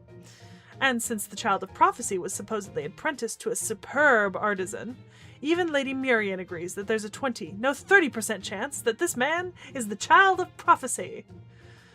Shut up. How many times do I gotta tell you? I ain't the goddamn child of prophecy. I'm Senji Muramasa, a lone servant. Now let me out of this cage, damn it. Yes. Yes, old lady. I don't know what's going on here, but that's definitely Senji Muramasa, the foreign god's disciple. What's he doing in Britain? And why is he up for auction? You know that man? Oh, then does that mean he's not MASH? No, that's definitely not MASH. Our Mashie is a cutie pie.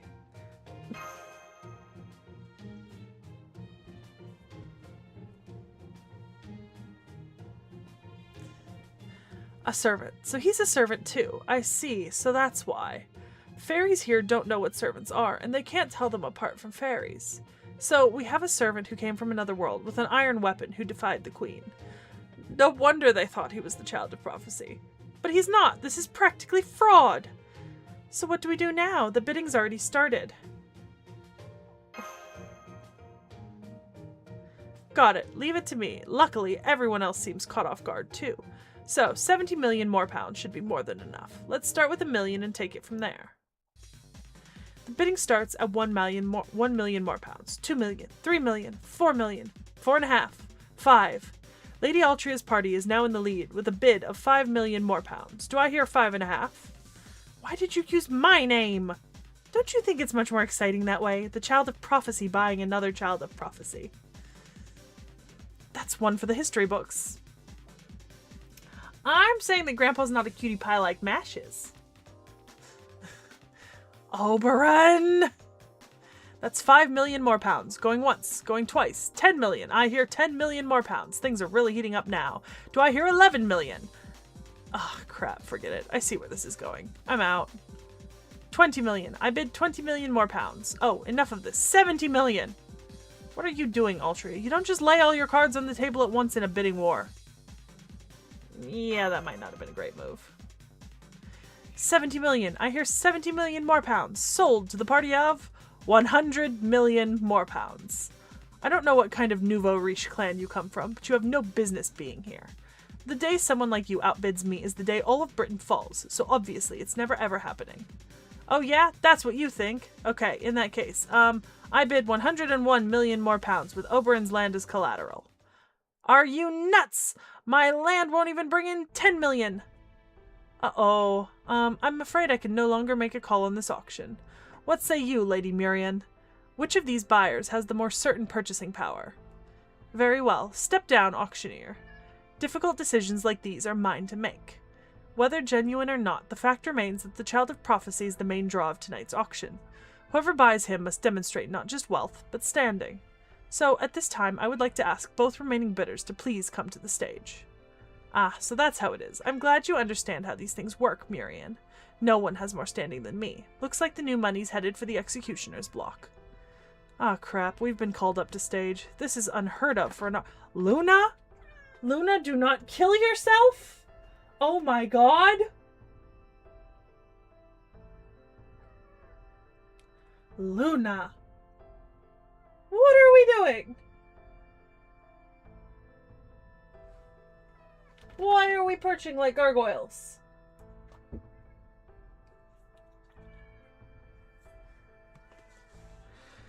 Is this just how they do things in Gloucester, Oberon? No, I've never heard of anything like this before either. Damn it, Murian, what are you up to? Altria, I'm sure this is some kind of trap. It's best if you just stay in your seat. If you go up on that stage, you're going to regret— why is Altria's chair empty? I'm afraid you're too late, Oberon. She already took Seki's hand and headed for the stage. Damn it, why did she have to pick now of all times to develop an impulsive streak?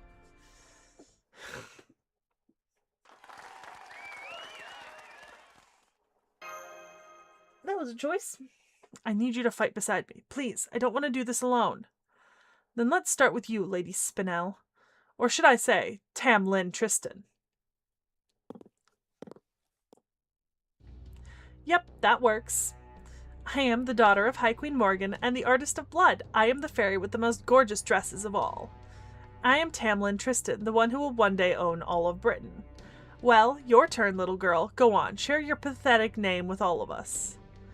Oh man, it's the fairy we met earlier. What do I do, Seki? I can't believe she's a Tamlin, and she's Morgan's daughter too, I swear. Why do these things always happen to me? See, I knew you couldn't do it. But hey, of course you couldn't. What fairy could ever compare to me anyway? You put up a good fight, but you're still just, hey, you're that girl. Okay, I'll be nice and let you off. Then allow me to introduce her instead. This fairy comes from the village of T.H.E and will turn 16 this year. This miraculous child wields magecraft she taught herself, just like our queen did, and she also managed to slip a dragnet laid by Woodwoes himself. Please, take a good look, everyone. That is the staff of selection she holds in her hand. Her name is Altria, and she is the genuine child of prophecy. Luna is just kind of a gremlin. What's more, the attendant beside her is a visitor from the outside world. She is the traveling star who will guide the child of prophecy, the other light that will save Britain. Her name is Seki, and she is a human and master from proper human history. Murian! What? She knows about Seki, too? Oh. No violence, please, Lady Tristan. The bidding is not yet over.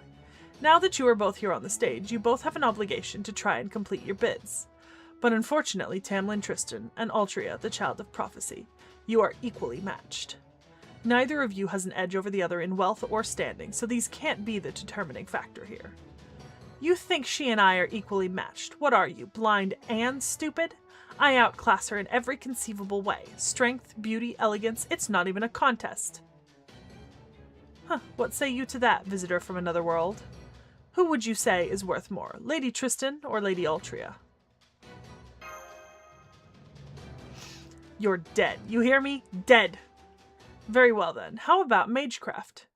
Both of you practice magecraft, which is considered pretty useless in Britain. Magecraft itself may be nigh worthless, but fairies who use it are rare and valuable. And here we have two of them, the High Queen's own daughter and the child of prophecy. Since both these children are equally matched, perhaps they can settle this bid with magecraft. After all, they both consider magecraft to be something truly valuable. So surely, a display of their magecraft will show that they are what they are both truly made of. So you want me to kill this shit stain with just magic? Works for me. I'll play along. I was planning on ripping her apart sooner or later anyway. Huh. If you're the queen's daughter, then you probably grew up in a fancy castle, never wanting for anything, huh? Then there's no way I'm losing to a pampered brat like you. So what if you're a Tamlin? We country girls are a lot tougher than you think. That's how it goes when you eat fresh veggies every day of your entire life. That's certainly a threat.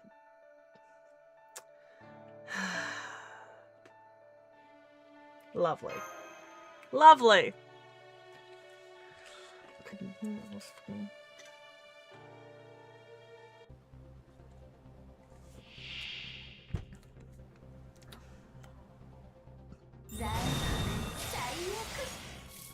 All right.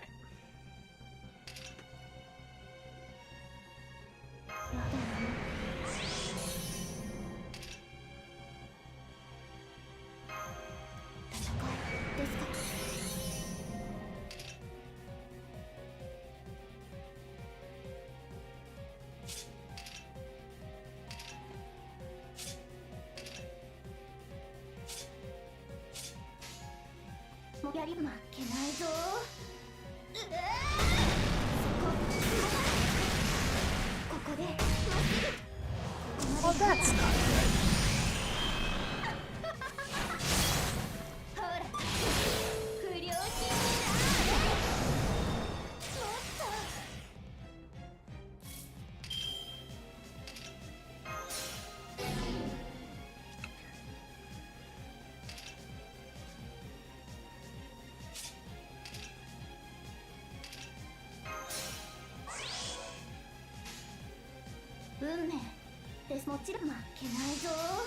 I mean, I can see it. Enemies to lovers, man. I don't suppose that fan comic has an English translation. Did you want to send to me?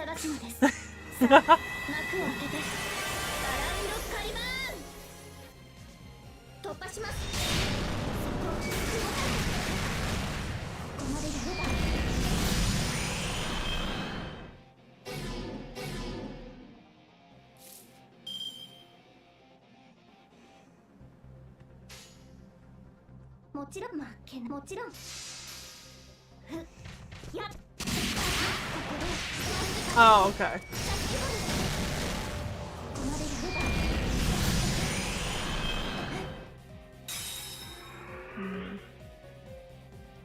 Oh, okay.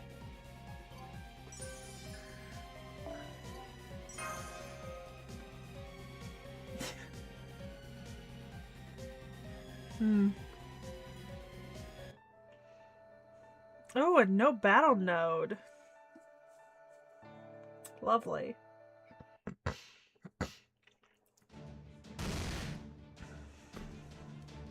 No fair. That didn't count. I wasn't ready that time. This isn't my actual power. I'd have plenty of magecraft if I just went back to the castle. Magecraft is built on hard work and steady effort. You could have used so many things here once you ran out of the magecraft trinkets you had on you.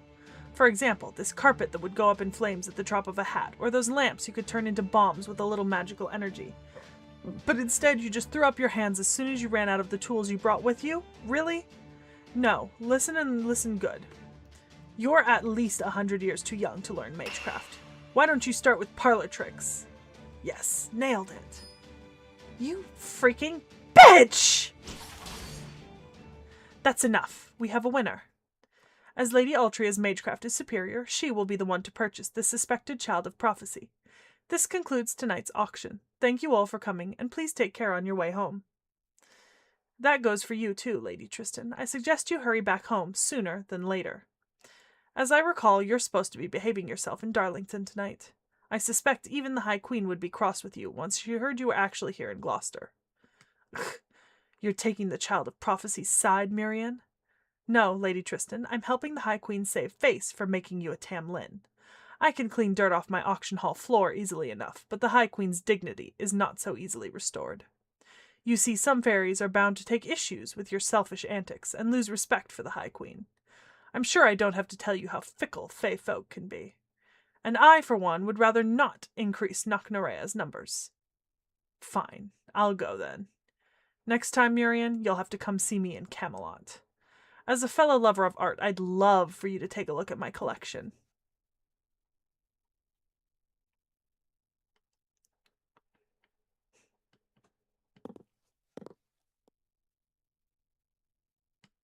We about to get shanked behind the auction house.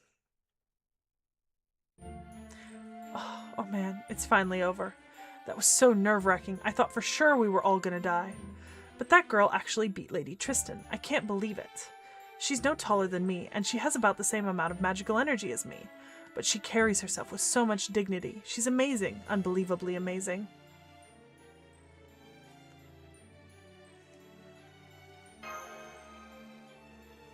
Sorry, no, my nerves just caught up to me, so now my feet are knocking, and my ears are ringing. Still, I couldn't just sit back and do nothing. She may have been dozens of times stronger than me, but the way she was acting when she called herself Tristan, well, I just started seeing red. Yep, never expected to run into the second Tamlin already. But hey, at least you won your magecraft battle against her. That was great. The only problem now is... I'm back to normal now that the cage is gone. How the hell'd that work? Our newly freed compatriot, Muramasa. I didn't have time to tell you in Oberon this before, Altria. But while Muramasa here is also a heroic spirit from the outside world, that doesn't mean he's on our side. He's a disciple of the foreign god, which means he's working against proper human history. So he's your enemy, Seki. But didn't you call him Grandpa earlier? He is a grandpa. Don't bother explaining. We just had a few run-ins, that's all. I ain't exactly mortal enemies with these people, but we ain't exactly friends either. We just keep running into each other for better or worse. Ain't that right, Seki? If you want to fight me, I'll fight you. If you don't, that's fine too. I'll even brew you a cup of tea if you want. Like they say, even chance acquaintances are divine ordinances. Anyways, I gotta say, girlie, between that staff and that outfit, that was a hell of a show you put on. You really nailed that last line of yours too. Gotta say, you British mages are a real breath of fresh air. Thank you. Seki! What's with this guy? He looks so young, but acts so old. He's also got a terrible aura about him, but I don't sense any hostility from him at all. Okay, just hang on, Muramasa. This doesn't change the fact that you're a threat to us. So for now, let me just ask you this. How did you end up in that cage? I could have kept this to myself forever and died happy. But I suppose you got a right to know. Alright, I'll keep it quick. Flashback. After you people left Olympus, the foreign god gave me a new order. Told me to infiltrate the British Lost Belt and take care of its king. She also said something about how this place was still growing when it wasn't supposed to no more. Rasputin had his hands full with something else and we couldn't get a hold of Limbo. So I made my way here and broke into the big castle at the Lost Belt Center alone. Those Tamlin Whatsits was so taken aback that I didn't have any trouble making my way to the throne room. But just when I was about to take the queen's head, someone crazy strong flew in at me out of nowhere. The next thing I knew, I'd been knocked clean out of the throne room. Melusine! I tried to fight her off in the air, but she just swatted me down into a big hole outside the castle. She also punched a bunch of holes in my spirit core in the couple of seconds it took before I fell into the hole. A normal servant would have probably died, but about, 12 times from that. But unfortunately, the foreign god did something unnatural to my body to keep me alive. So I woke up later, still kicking. Once I was able to move about again, it took me 3 days to crawl out of the hole. I'd broken my sledgehammer during the fight, so I stopped by a village with a blacksmith and spent another 3 days there fixing it. On my way home, I got lost in some woods and wandered around aimlessly for another 3 days before I collapsed. Then I spent another 3 days in captivity after some unsavory fairies found me unconscious near a road. After that, they sold me to this strange city where I spent the last 5 days talking and showing off what I could do with a forge. So there you have it. Embarrassing as it is, I still ain't done nothing of note here. Are you kidding? Just making it to Morgan's throne room is incredible. In the 2,000 years of the era of the High Queen, no warrior has ever made it all the way there before. Yeah? And you're an experienced smith, too. The catalog said you can make anything. Well, yeah. But you're still a bad servant, huh? I guess we'll just have to kill you here, then. Oh. Isn't it a servant's actions to date that determine whether they're good or bad, Altria?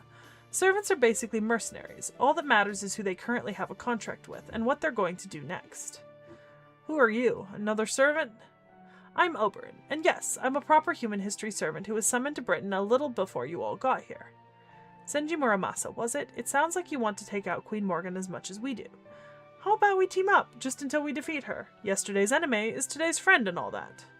Besides, don't you think it would be better for us to pull all our wood behind one arrow, so to speak? Good point. I doubt I'll be getting any other help out here. Sounds like a pretty good suggestion to me. What do you think, Seki? I know Senji Muramasa is one of the foreign god's disciples, but he's also always been relatively reasonable. This alter ego version of him might not be the same guy that helped us out in Shimosa, but he's still the same person at heart. I don't think he's the kind of guy to go back on his word. Huh? You want this old young guy to come with us? I'd love that. Blacksmiths are never bad people, you know? Putting Altria's curious blacksmith fangirling aside for the moment. Are you sure you're okay with this, Muramasa? I mean, we're not exactly friends with the foreign god.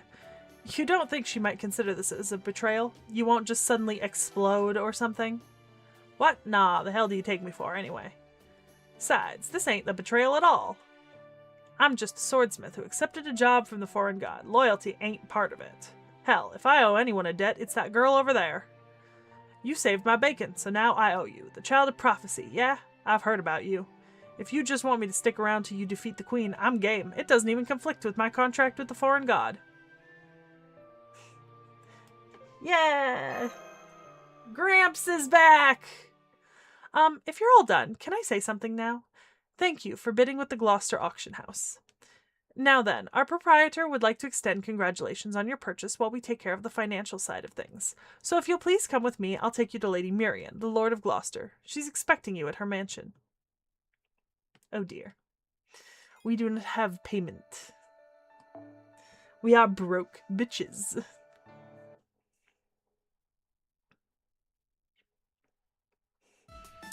Nice to meet you, Altria. And you, visitors from Proper Human History. Is that...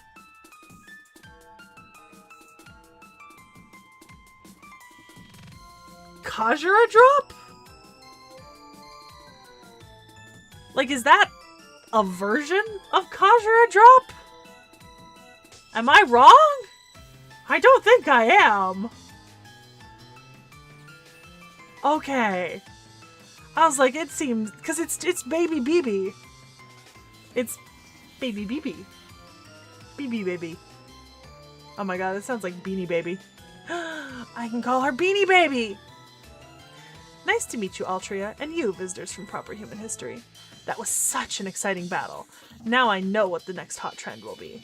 I'll call it... Convenient necessities you can make yourself. Simple, fulfilling, magecraft items for good luck.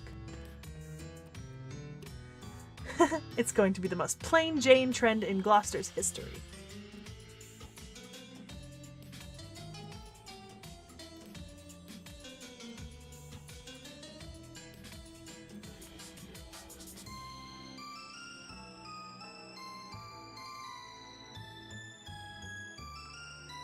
Yeah, because if you're expecting, because if you see Kajra Drop's face and you expect it to actually be Kajra Drop. Oh, did that not go over too well? I figured there was no way a bunch of broke-ass, powerless, small-time fairies and humans wouldn't be feeling nervous after being summoned to the home of the most charismatic producer in all of Fairy Britain. So I thought I'd offset the tension and make sure you liked me by greeting you a little more cheerfully than I usually would. But I guess this just goes to show why you shouldn't be too quick to leave your comfort zone. Then again, you do only get one chance to make a first impression. Yes, hello, I'm Mirian. I don't need to keep going, right? Anyways, it's a pleasure. Whew, thank goodness you're back to your usual self, Mirian. I was beginning to think you'd been body snatched. What the hell was that? Are you turning into a Moors or something? Don't be rude, Oberon. I'm the perfect fairy lady, and I always will be. That was just me going above and beyond. I've been so excited to meet a human from Proper Human History who isn't Beryl Gut, you see. My Fae eyes might not be what they used to, but I can still make out auras. You're Seki, yes? You're just as lovely as I thought you'd be. If it looked like all you outsiders were like Beryl, I'd be killing you right now in a fit of rage. But I'm relieved to see you have perfectly decent auras about you. It's enough to give me hope, if just a little. Thanks, but we're still trying to wrap our heads around this situation. So, you know about Proper Human History, and you're welcoming us here anyway? Do I have that right? Don't make me laugh. I'm not afraid of Proper Human History. I'm sorry, that's not quite right. It's not Proper Human History that worries me. It's you Chaldeans. From what I've been told, you've been to all sorts of other worlds. So, first of all, I'm going to learn for myself exactly what it is you plan on doing in Fairy Britain. Though, I already have a pretty good idea thanks to what Muramasa told me. Muramasa, you told her about us?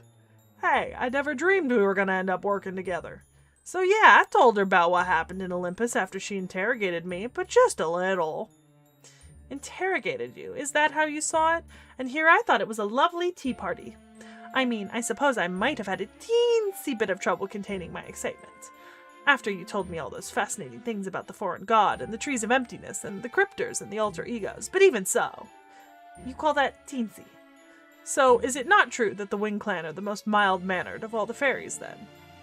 No, they are, or at least they used to be. But there aren't any mild-mannered Wing Clan fairies left anymore. Not after... Oberon. Ah, right, sorry. I didn't mean to interrupt. Please go on, my fair Butterbur princess. It's okay, Oberon. You didn't interrupt me. Muramasa did. Seki, I just want to make sure of one thing. You do mean to leave this lost belt alone, yes? Your business here is only with Queen Morgan, since she was foolish enough to go after Olympus. And Chaldea has no intention of attacking Britain itself. Can you look me in the eye and swear that?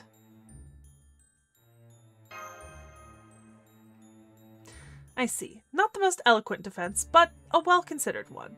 So you're still trying to figure out who your real enemy is, and what it is you hope to acquire here.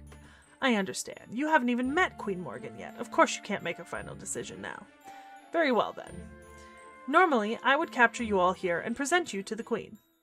But instead, I'm going to hold off on making a decision for now, much the way you are. As long as Chaldea leaves Britain itself alone, I won't get in your way. So you're welcome to keep enjoying your sightseeing in Britain. As for you, Lady Altria, have you memorized Ainzel's final prophecy? More or less. Let me see. I shall speak now of a future of the end of the Isle of Mystics, which came to be known as Fairyland. Let the innocent return, here stands the Queen's unknowable castle. We require now only a little more patience. After 2,000 years, the dawn shall bring the king who will be our salvation. She shall be the child who saves the world, who binds both peoples together. A city of iron, a sea of soot. When the calamity recedes, her pilgrimage begins. Ring, ring, like raging thunder, like weeping flame. Let us hearken to the 6 bells ringing. I think that's how it went, right? Let's say more or less. You left out some key bits, but you got the gist.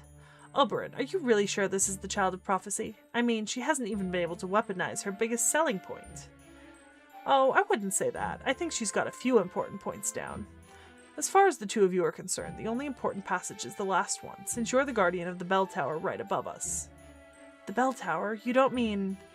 I sure do. One of the 6 bells described in the prophecy is above us right now. And I believe you found one in Salisbury too, didn't you? Wait, are you saying you didn't come here to ring Gloucester's bell? Well...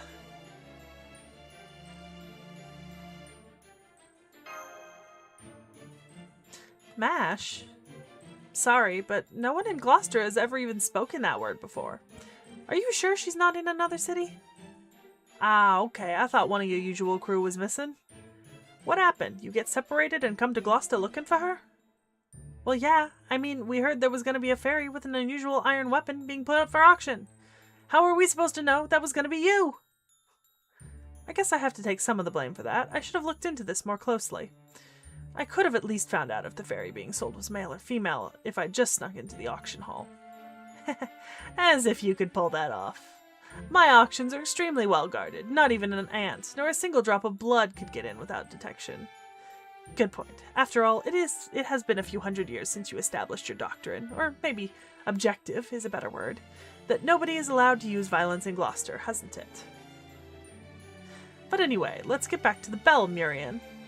How come you're being so cold to Altria, even though you believe she truly is the child of prophecy? To be honest, I'm disappointed. Queen Morgan may be a great ruler, but she is excessively cruel. It's not just the annual existence tax, it's the way she treats humans and how she oppresses every fairy who isn't part of a clan. It's the way she fails to handle the calamities, the way she monopolizes the flotsam, the laws that keep our society a pale imitation of human civilization. In the last 100 years alone, she had all of Darlington moved, followed by building the National Slaughterhouse Theater. She's always been ruthless towards those who defy her, but she's gotten even worse since she appointed Tristan as her successor. There was a time when I thought she would be the ruler who would finally rid Britain of the calamities. But now she's just a witch intent on turning Britain into her personal plaything. That's why we, have been waiting for you, Lady Altria. But you just don't look the part. I can't see you beating the Queen like this. It would be one thing if the other clans were on your side, but neither the Earth Clan nor the Wind Clan will be willing to make a move as things stand now. So you're not going to show us to Gloucester's bell, then? Not now, at any rate. I'm the Lord of Gloucester. I have a duty to keep it safe. If I were to lend you my support now, Lady Altria, it would be seen as an act of revolt against the Queen. Not even my Fae domain would keep us safe if that happened. If she wanted to, Queen Morgan could easily dispel it. So please come back to Gloucester again, after you have grown stronger. I don't care what form that power takes. It could be connections, or magecraft, or funding. I'll take anything, as long as it leads to a way of defeating the Queen. Remember, Altria, you are the Fae folk's star of hope, the chosen child of prophecy who will save Britain from its long twilight.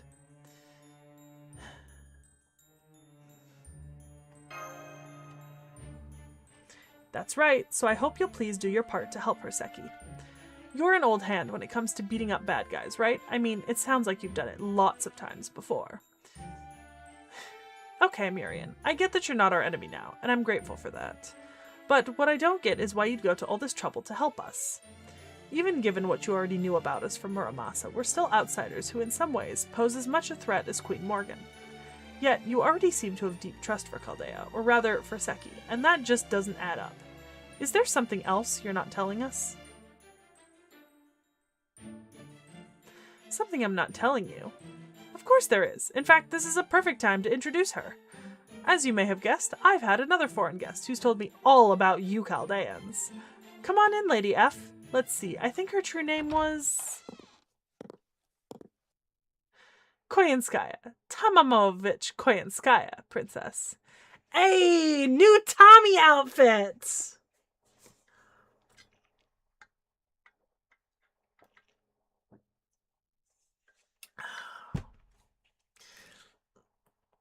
Oh,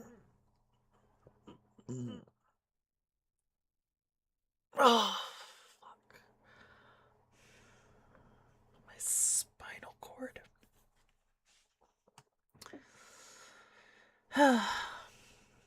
I'd smash. Look at that bustle.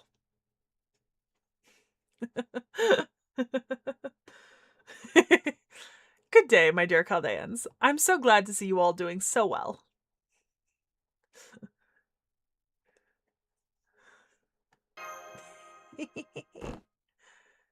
Stop that, Seki, please. Calm down. Didn't I already tell you I won't abide violence in Gloucester? Besides, she's an important guest of mine, a business partner, really. She means Britain no harm, and she has no intention of interfering with Chaldea either. After all, under most circumstances, she wouldn't even be here now. The only reason she's still here is because I insisted she stay after she tried to leave. Oh, it's like a match made in hell. I love it. And why did you do that? Because she's an excellent bodyguard. It's a shame she's so money-grubbing, but her combat prowess more than makes up for it. I especially love that she can hold her own against the Moors. This way, I don't have to bow and scrape to the Fang clan or the Tamlin. You know, mood. Get your goat, girl.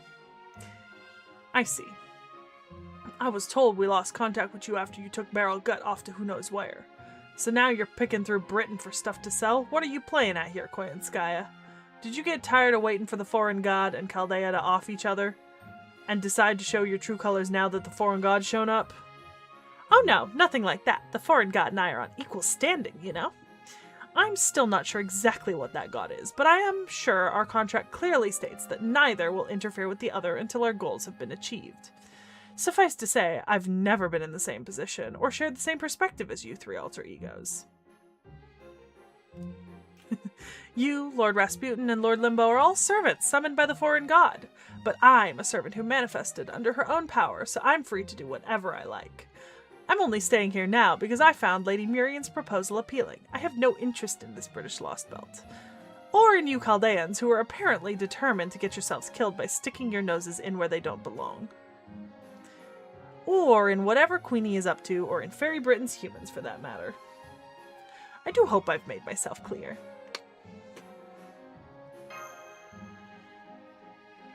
Why, stocking up on new merchandise, of course!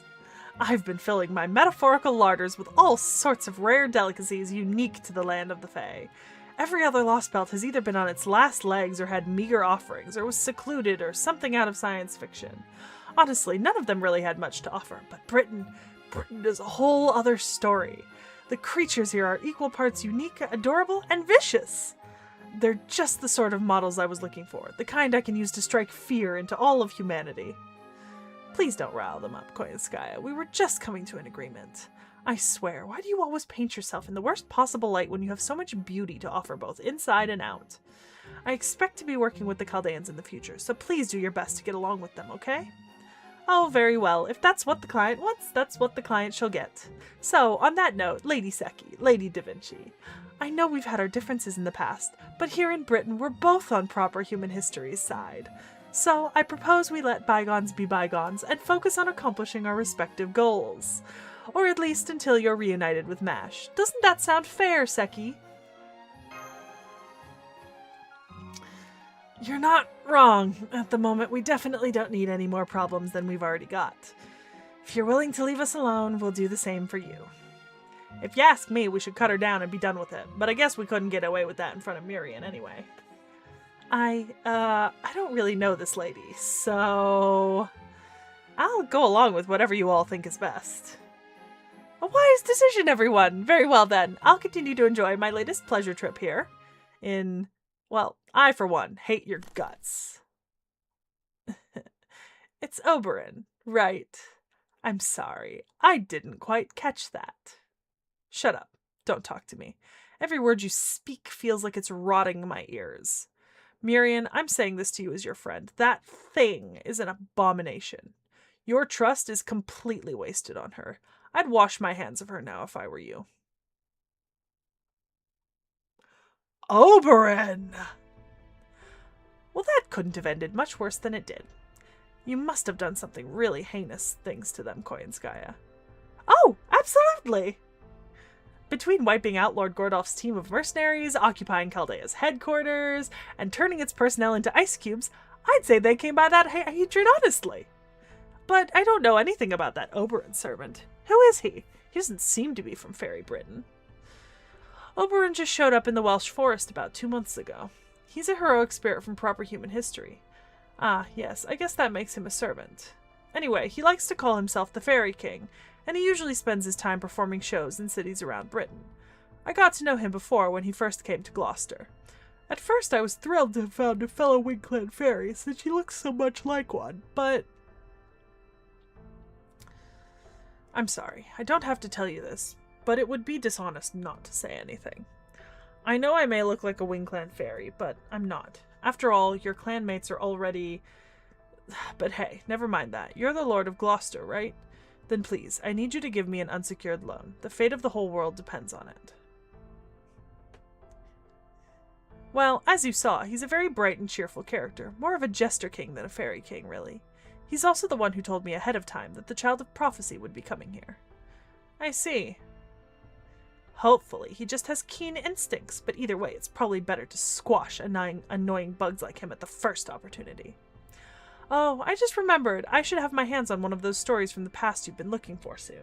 There aren't many fairies left who remember what things were like 2,000 years ago, during the Fae era. But, luckily, I managed to track down a book one of Camelot's banished librarians had been keeping secret for ages. It should get here soon. You know, I'm surprised you're so interested in our history, especially when it's completely different from proper human history. Is there something useful you're hoping to learn from our past? Oh, yes, absolutely! My objective is to find demonic beasts that don't exist in proper human history and put them to work for me. I have the ability to replicate furry creatures of any size and shape and incorporate their data into my body, though unfortunately I can only command up to 9 big ones at a time. I originally came to Britain to secure a 6th tail, but now I'm staying because I'm fascinated by the story of how Fairy Britain came to be. I'm only sorry I've unwittingly caused you to dip into your funds, Lady Mirian. Oh, don't worry about that. I used to be quite the avid researcher myself before I became the Lord of Gloucester. I used to spend hours holed up in the library against my father's wishes, absorbed in the legends of Ash. I was a total bookworm, at least until the Queen let those barbarians torch the whole place. Then... Are you going to revolt against the Queen once the Child of Prophecy has grown stronger? No way! The hope of all Fae folk, Britain's savior. While I never had high hopes for the Child of Prophecy to actually bring an end to Queen Morgan's reign, I won't deny that I've occasionally entertained the possibility. But now I find out she's nothing more than some pathetic common fairy. Her magical energy's average. She's neither especially beautiful nor large. She doesn't even have her own Fae domain. There's no way a fairy like that could possibly save anyone. I should have known the only one I can rely on is myself. It's a shame I ended up letting Senji Muramasa go after all the time I put into him. But as long as I have you helping me, I don't need the so-called Child of Prophecy at all. No, I think I'll just use Chaldea and the Child of Prophecy. Ideally, I'm hoping that disgusting human mage actually manages to take down one of the Tamlin. If just one of them falls, there will be nothing holding Knocknarea back any longer. Queen Morgan, Knocknarea, the Child of Prophecy, and Seki. No matter who's left standing, I'll have plenty of game pieces to play with.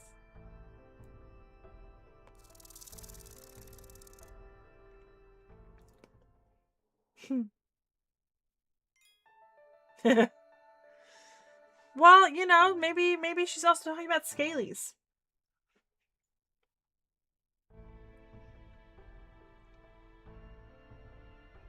Ugh, damn it, Oberon. Why'd you have to ruin our precious chance to speak with the head of another clan?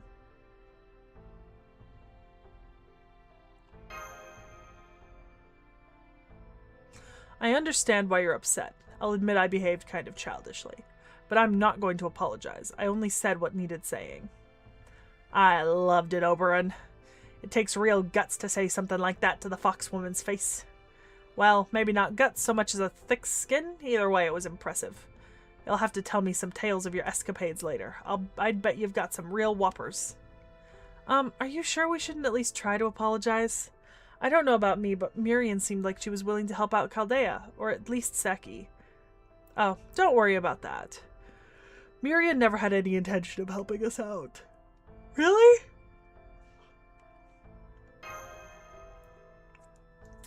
Yep, she's got a trump card she can use however she likes. So now she has no more need to team up with us or to carry water for the Child of Prophecy. I see. Then I guess I'm pretty much useless here too. Oh, there they are. Hey, wait up. You guys are with the Child of Prophecy, right? Where is she now? Is she gone? Did she already leave for the next city? Of course she did. She's not going to stick around here waiting for Woodwoe's soldiers to come after her. Oh, I was really hoping to see her in person. Not that I blame her. I mean, she's the Child of Prophecy. Is there something I can do for... Well, that's okay. At least we can give you guys these gifts for her. It's not much, but please take it. We always believed the Child of Prophecy would appear someday, so we've been saving what we could for when the time came. Aww. We're sorry it's all small change and cheap stuff like old clothes, stones, and tree roots, but this is everything we can do for her right now. We think it'll be at least some use. So please, make sure she gets it, okay? Okay, I will. I think the Child of Prophecy will be thrilled to receive this. Yeah, we think so too. You guys make sure you keep her safe, okay? Aww. Wow, it's a small mountain of gifts. Can those metal arms of yours carry it all, Da Vinci? Of course, you have my word that I'll get everything back to the carriage safe and sound. Well, that was nice, huh, Altria? Sure, they might not have realized it was you. But that was living proof that even the fairies in Gloucester are pinning their hopes on the Child of Prophecy. You're right.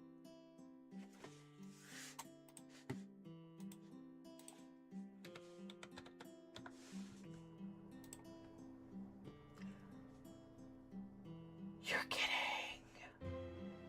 Oh my god.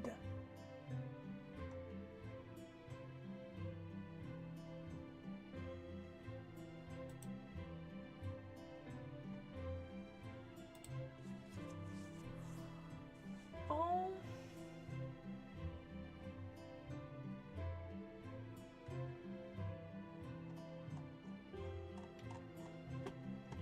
Aww.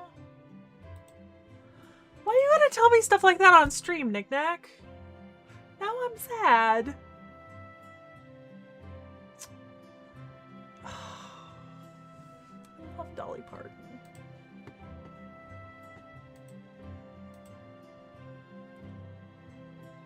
That's really sad.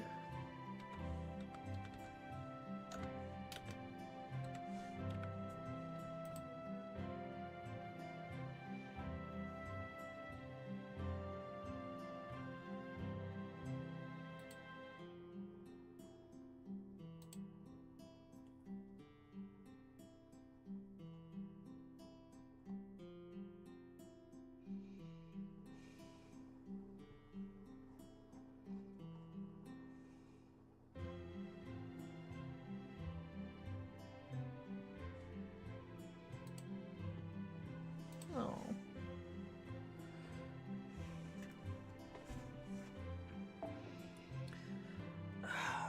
You're right, and with this many materials and Magecraft goodies, we won't have to worry about keeping Psyche fed for some time.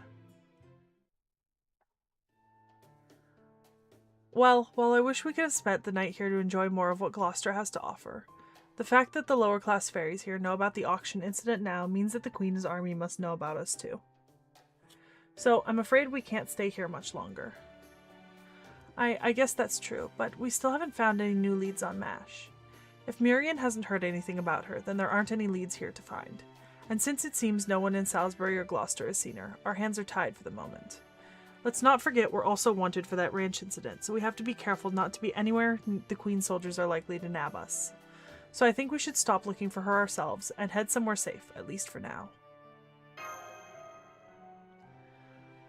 Yes, it would. That goes for Salisbury too. It's too dangerous right now. So instead, what if we kept looking for MASH via different means? You guys can lay low, and in the meantime, I'll go around to the different areas looking for information on her. Just because you guys can't look for her now doesn't mean I can't, after all. Give me 3 days, and I should be able to find out all the latest news in Britain. After that, we'll know where to go next. Don't worry, I've already thought of that. In fact, you could say the land out here is why I thought to make the suggestion in the first place. So we'll be camping out for a while, huh? Then we'll have to look for an out-of-the-way campsite. Don't worry, I'm great at pitching tents, and I can also put up all different bounded fields we'll need to keep undesirables away. Really, that's great to hear, but you won't need any of that this time round. Huh? Oh, now I see. Sorry to steal your thunder, Altria, but we really need to play it safe here, so I'm afraid you'll have to wait for another time. Alright, let's get going to my secret base. See that forest over there, past the western hill? That's the Welsh Forest. It's a place that's long been abandoned by fairies and humans alike, where old, dried-up things go to rest. And it's the personal domain of yours truly. Okay. Jesus, that was a long section. Like, fucking Christ. Okay. Oof, this fragment's 3... Okay, alright. That's really unfortunate. I really like Dolly Parton, and you know.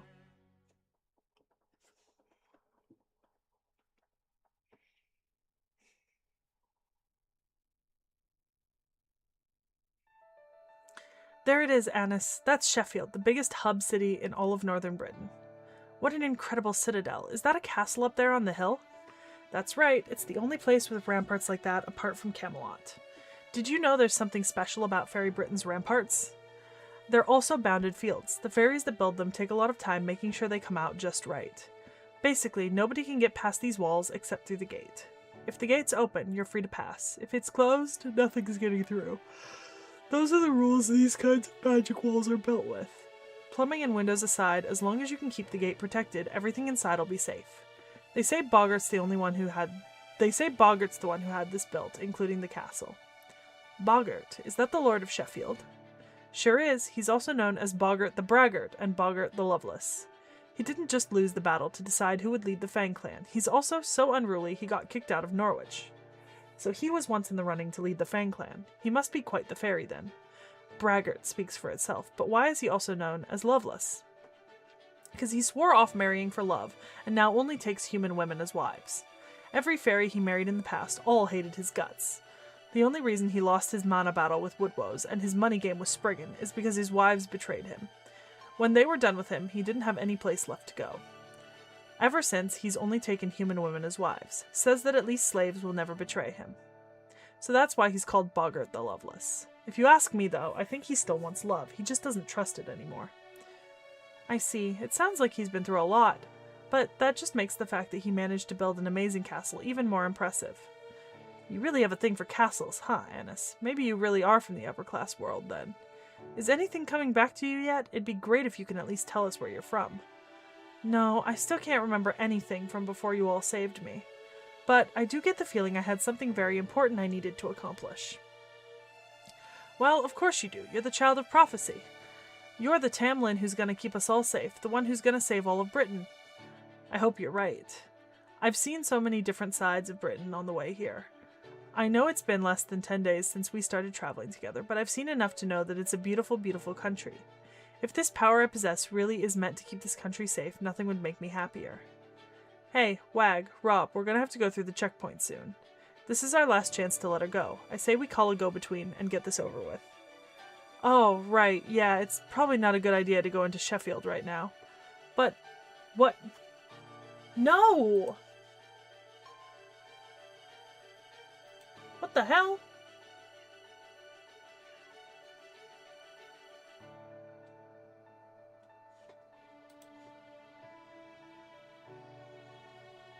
Okay. We're good? Huh. My stream health tried to tell me that it was... Ah, okay. So there, we are having an issue. We are having an issue.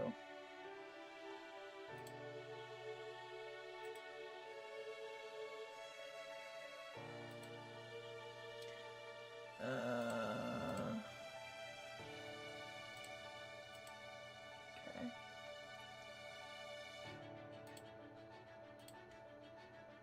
Well, any issue we're having is on YouTube's end, so there's nothing I can do about it. Alright.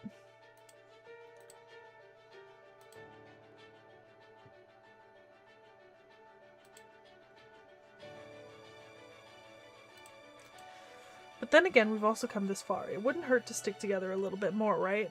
Huh? Aren't we going to introduce Annis to Boggart, Rob? Then of course we've got to go to the castle. Fine, just do what you want. We only started being merchants because we couldn't cut it as thieves. This kind of merch was always going to be too rich for our blood. Oh. And so the fairy's cart stopped in Sheffield.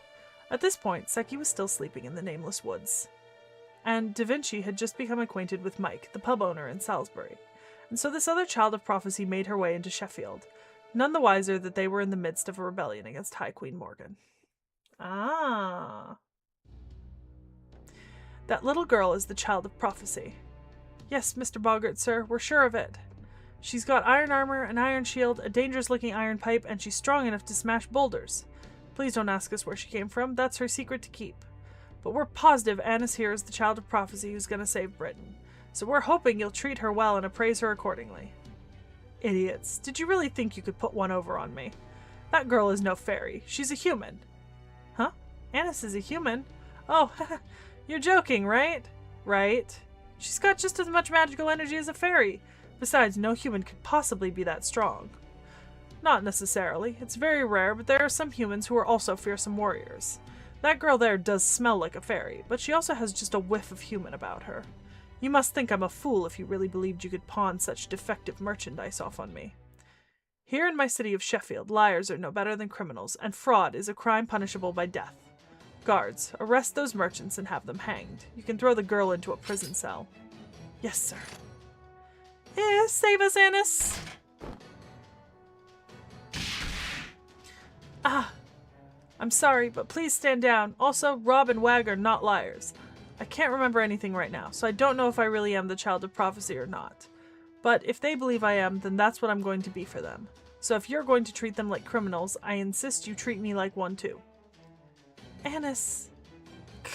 How is this girl so strong? Get the Fang soldiers over here. She's too much for us alone. Whatever you do, keep Lord Boggart safe. Hold it. No need for that. This girl means us no harm. It seems you weren't pulling a fast one after all. Very well, I'll hear you out. Go ahead and give the merchants their payment. Now, what is your name, brave girl? Oh, Rob and Wag call me Annis. It's a lovely name. Annis. Oh, do you generally make a habit of eating children? No. Then forget about going by Annis. You there. Are there any guards who can still move? Yes, sir. The others are still numb from that earlier attack, but I think I'm more or less recovered. Take this girl to Habitrot's tailoring workshop. Then once she's ready, take her to the royal chambers. I've never seen a woman like this one before. While I'd rather she had more meat on her bones, that attack of hers was a sight to behold. Today is your lucky day, girl. You will be my partner tonight. Once you've cleansed yourself, you are to wait for my arrival this evening, my 62nd bride. What? You're taking Annis as a bride? 62nd.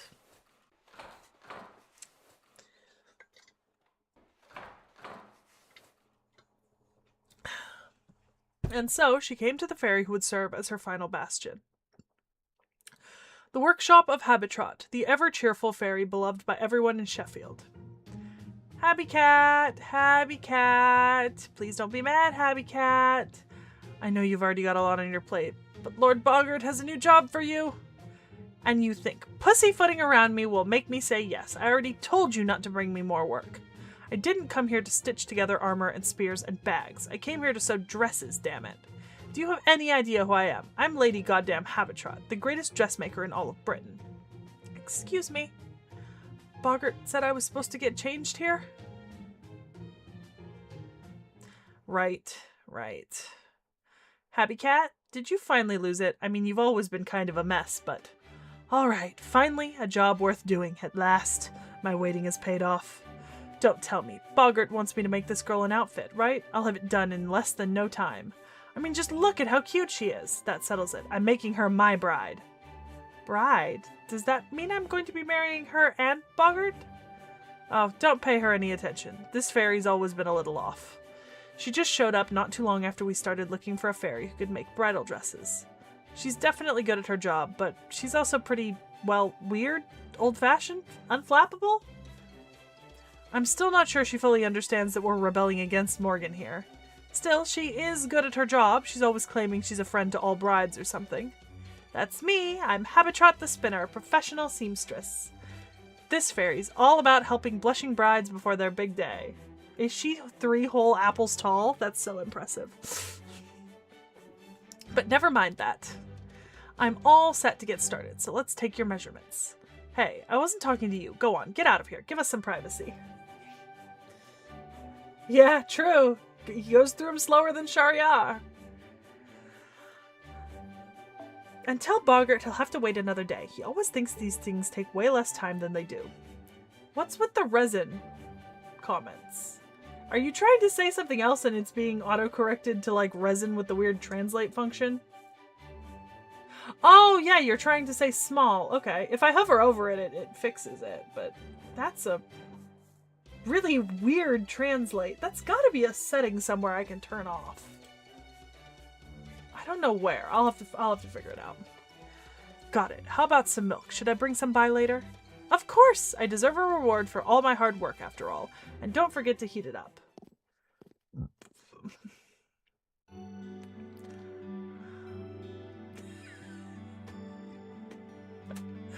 Hi there, young miss. It's okay. You don't have to be scared. This is all happening so fast, you must be totally bewildered, huh? Well, I'm on your side. After all, I'm Habitrot, friend to brides with bright futures ahead of them everywhere. No more stuffy iron armor for you. I'm gonna make you the best dress ever. Thank you, Habby Cat. I'm Annis. Oh, right. Boggart said I'm not supposed to use that name anymore. Is Annis the name of someone special to him? Annis, huh? Yeah, that's definitely not a good name for you. There used to be a scary fairy called Black Annis who went around abducting and eating children. You don't need a name like that. Let's see. Pardon me. Aha, I knew it. I'm gonna call you Mash. You alright with that? Okay. I hate to say goodbye to Annis, but Mash sounds fine too. But why did you pick Mash? Because it's written on your shield. See? It's right here on the inside, in chalk. Oh wow, you're right. And in such big letters too. I can't believe I never noticed before. So you're responsible enough to write your name on your things, but then you forget your own name. That's funny. And so she regained her true name, but only in the most superficial sense. It would still take some time before she returned to being Mash in both name and soul. Okay, now that your measurements are all done, it's time to get to work. Oh, do you have any preferences when it comes to color and stuff? I know your armor's mostly black, but I bet you'd look great in white. Habitrot began happily cutting away with her scissors.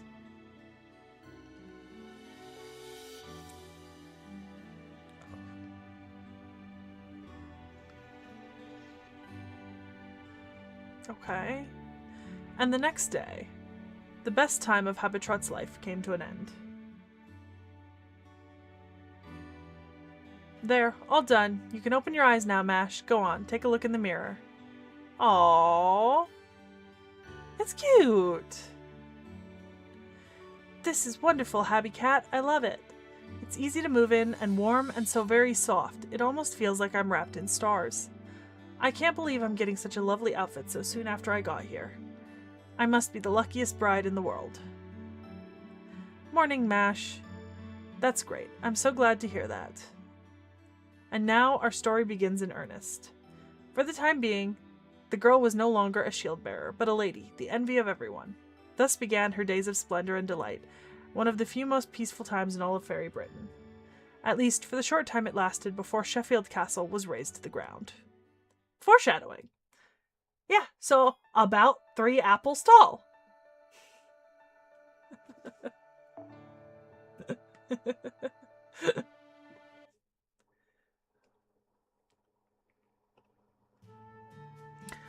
From the moment the first rays of morning light lit the sky, Sheffield's castle town was abuzz with excitement. Overnight, rumors of the Lord's new lady, the knight in iron armor, had spread in a flash. They said she was more than a match for both the black dogs and the Moors, and she was even stronger than Boggart himself. More on that later. Did you hear about our new lady yet? They say she even sent Lord Boggart flying, and he withstood a blow from Gawain. Isn't that amazing? The merchants who brought her here say she's the child of prophecy. If that's true, we might actually be able to go back to Norwich. Oh yeah, I got a peek at her in the castle yesterday. She's definitely the real child of prophecy. You can tell she's no ordinary fairy. There's just something different about her. I thought my heart was going to melt when she smiled at me. She might even be as much of a beauty as Lancelot. You hear that, Wagon Winky? The whole town's talking about Mash. And Boggart paid us a boatload of cash for her. We'll be all set for winter this year. Too bad we can't see Mash anymore, though. I didn't think she was going to live in the castle. I thought we'd all be together forever. Don't be stupid. We've just got to be patient. Boggart's bound to get bored of her eventually, and when he does, we'll take her to Edinburgh. You just know Knocknarea up north would pay even more for the Child of Prophecy. Ah, come on. Not you too, Rob. Wag I can understand, but you? Mash is just merchandise. Now that we've sold her, that's it. We're done. There's nothing tying us together anymore. I say we leave Sheffield before it's too late. The longer we stay, the harder it'll be to make our escape. Escape? Why do we gotta escape, Winky? We got money now, right? Ain't we gonna stay here till spring? Yeah, Mash protected us. Nobody's ever protected strays like me and Wag before. So we're gonna stay here until we return the favor. But if you want to go, Winky, you can. You're not like us strays who drifted here. You're actually from the land of the Fae, and you're way smarter than us. You'll be fine on your own no matter where you go. You're giving me way too much credit. The more clever some twisted bastard thinks they are, the less capable they are of changing what they believe. Just so we're clear, I do not believe you are actually the Child of Prophecy. The only reason I'm letting the townspeople believe different is that it suits me. And let me be clear about one more thing. You have no right to voice your opinion here. I'll need more than power if I'm going to defeat Morgan. I'm also going to need the grace and dignity of a king. You are no more than an ornament to that end. All you need do is stand by my side as a beautiful queen. Yes, Lord Boggart, I'll conduct myself with the dignity of a queen worthy of Sheffield. By the way, did you sleep well last night? I'm very sorry again for how rudely I reacted. Oh, that? I don't have a scratch on me. Don't worry your pretty little head over it. Now then, guards, I'm going to see how our soldiers' training is coming along at the barracks. Keep an eye on my lady. Make sure she doesn't escape, or leave the castle at all for that matter. Yes, Lord Boggart, leave it to us. Cruel as Boggart was, he was also an excellent lord. He spared no effort gathering mercenaries, training soldiers, and reinforcing his ramparts in preparation for the inevitable battle against the High Queen Morgan's army. He made sure his army would be strong because he was sick and tired of losing. Although he was internally driven by his fear of failure, at this time Boggart was still regarded as a good ruler.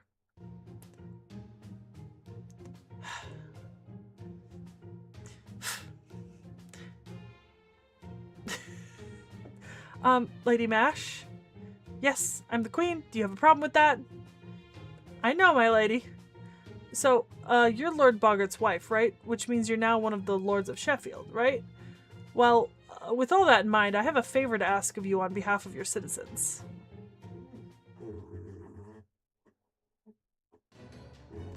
We've been getting lots of eyewitness reports of Moors spotted in western Sheffield, and according to the merchants who brought you here, the Moors have no effect on you.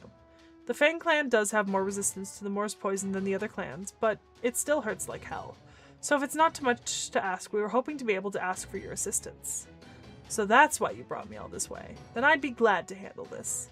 Since I destroyed part of the castle's walls last night, it's only right that I do my part to help. Huh? Damn it, how are you so cute? But that's not what's important right now. What do you think you're doing, Mash? And what were you thinking, guard? When did things get so bad in the land of the Fae that we have to send our lady out to fight? I'm gonna tell Boggart about this, you know. But it's the duty of a lord, and his wife, to protect their territory, right? Besides, she's already evil as far as Queen Morgan's concerned, so... Are you calling my bride evil? Have you ever even seen how cute Mash is? She's the happiest bride in the world. She wouldn't even catch a butterfly or pick a flower. Why are you wearing your old armor? You didn't rip my dress, did you? Oh no, not at all. Don't worry, I'm still wearing your dress underneath my armor. It's gonna get all wrinkled. Now I'll have to make a new one. But that can wait until after we've taken care of this. I'm not gonna make you fight this battle all on your own. I'm gonna be right there beside you. You can't do that, Happy Cat. If the Moors touch you, you'll... All you need to handle Moors is a little ingenuity. It's not my fault fairies these days can't think for themselves. More importantly, my name is Habitrot. I don't care if other fairies call me Happy Cat, but you're not allowed. Huh? Why only me? Oh dear. Oh, I guess, yeah. I suppose we're gonna figure out what happened in Sheffield. With, Bargy. Not right now, but I mean, like, maybe during this fragment or soon. Because if you're saying this is happening before our story starts, right? Like, this is a flashback. Oh, Jesus. Okay. Okay.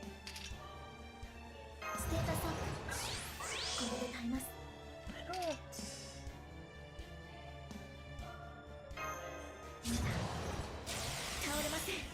Yep, I see that.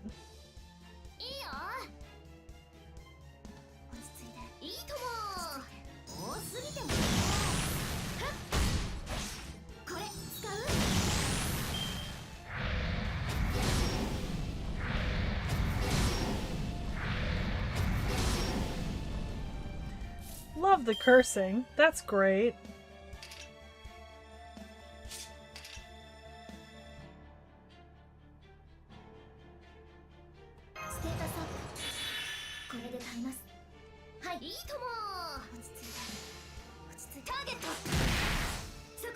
Okay, so Mash is doing a decent chunk of damage. Okay, I just have to really hit those.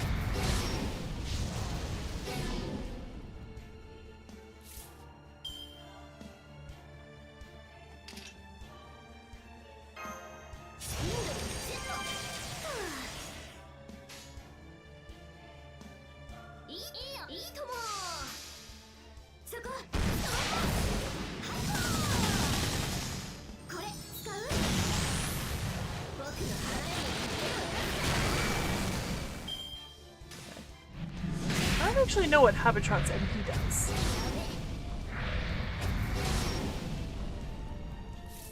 So what does Habitron's NP do? Restores HP each turn for all allies. Okay. That's a support NP, which isn't perfect, but, you know, could be worse.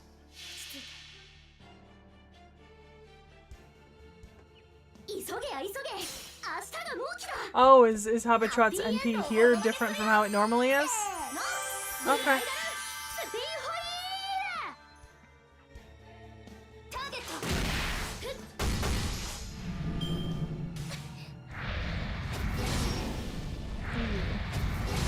Okay, stop hitting me.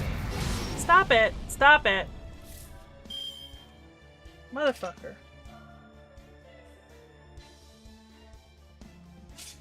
Yeah, that doesn't do much. Well, okay.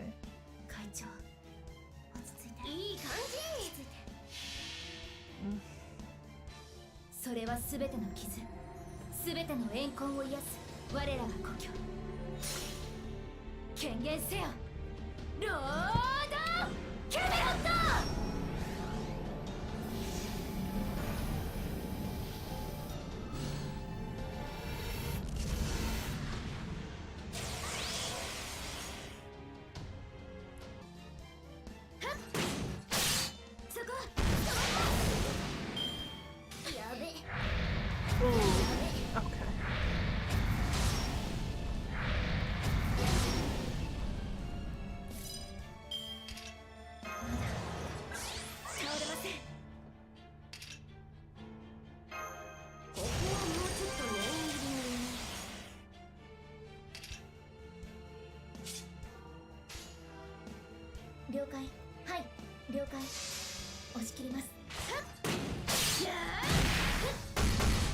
Mash really is bashing. I do appreciate this. She is level 100 though, that is like super powered bash. Stop hitting me!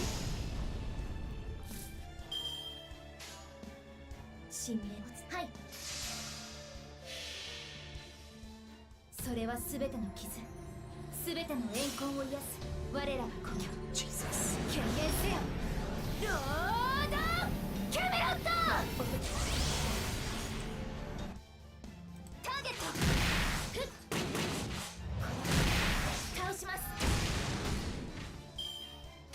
Oh.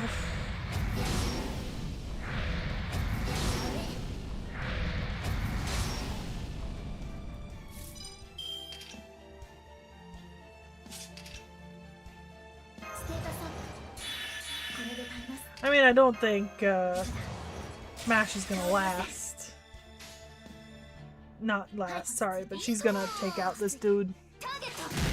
Yeah. There we go.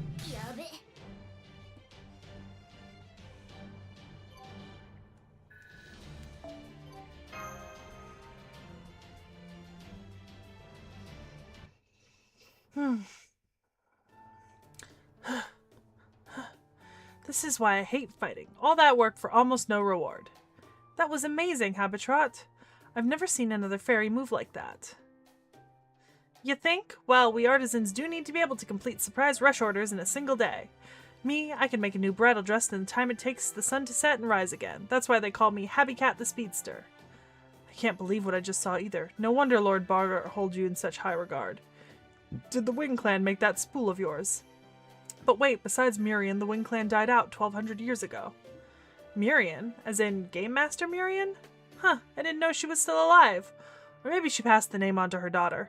Well, whatever. Now that we've taken care of the Moors, how are you going to show your appreciation? You going to treat us to the kind of yummy lunch we deserve? I know we're not allowed to enjoy eating when Boggart's around, but that won't be a problem in the castle town. Of course, I've been wanting to introduce Lady Mash to everyone anyways. Are you sure that's a good idea? Lord Boggart did say I wasn't supposed to stand out. It'll be fine. He won't be back until nighttime anyway. It was a big slog coming all this way, right? So it's only right we make the most of it. And the fairies of Sheffield love human culture, so they're not prejudiced against humans at all. Trust me, they're gonna love you down at the pub. They'll be happy, you'll be happy, and I'll be happy. Habitrot is amazing. Exactly. Besides, Lord Boggart prohibits us from treating humans like slaves. He says it's only fair since we've all been banished, so we really are equals here. Honestly, I don't know what we would do without our humans. In fact, there's one human woman in particular I'd like to propose to myself. Huh? Is that so? I guess Sheffield really is all about freedom then. And here I thought he was just talking big about not doing things like Queen Morgan. I'm sorry, you said you were all banished?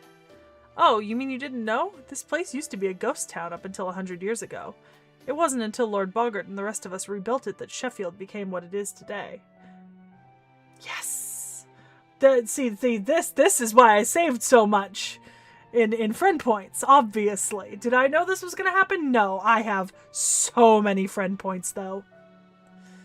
We used to all live in Norwich, at least until its Lord Spriggan had us banished. We wandered around for a long time with nowhere to go until we ended up here. Which is why we can't just abandon Norwich now. We might have been banished from it, but it's still our hometown. Oh. Ooh. So, if the Queen isn't going to do anything about the calamity pool building up there, we will. That's why our Lord Boggart is revolting against her. He wants to save Norwich before it's too late.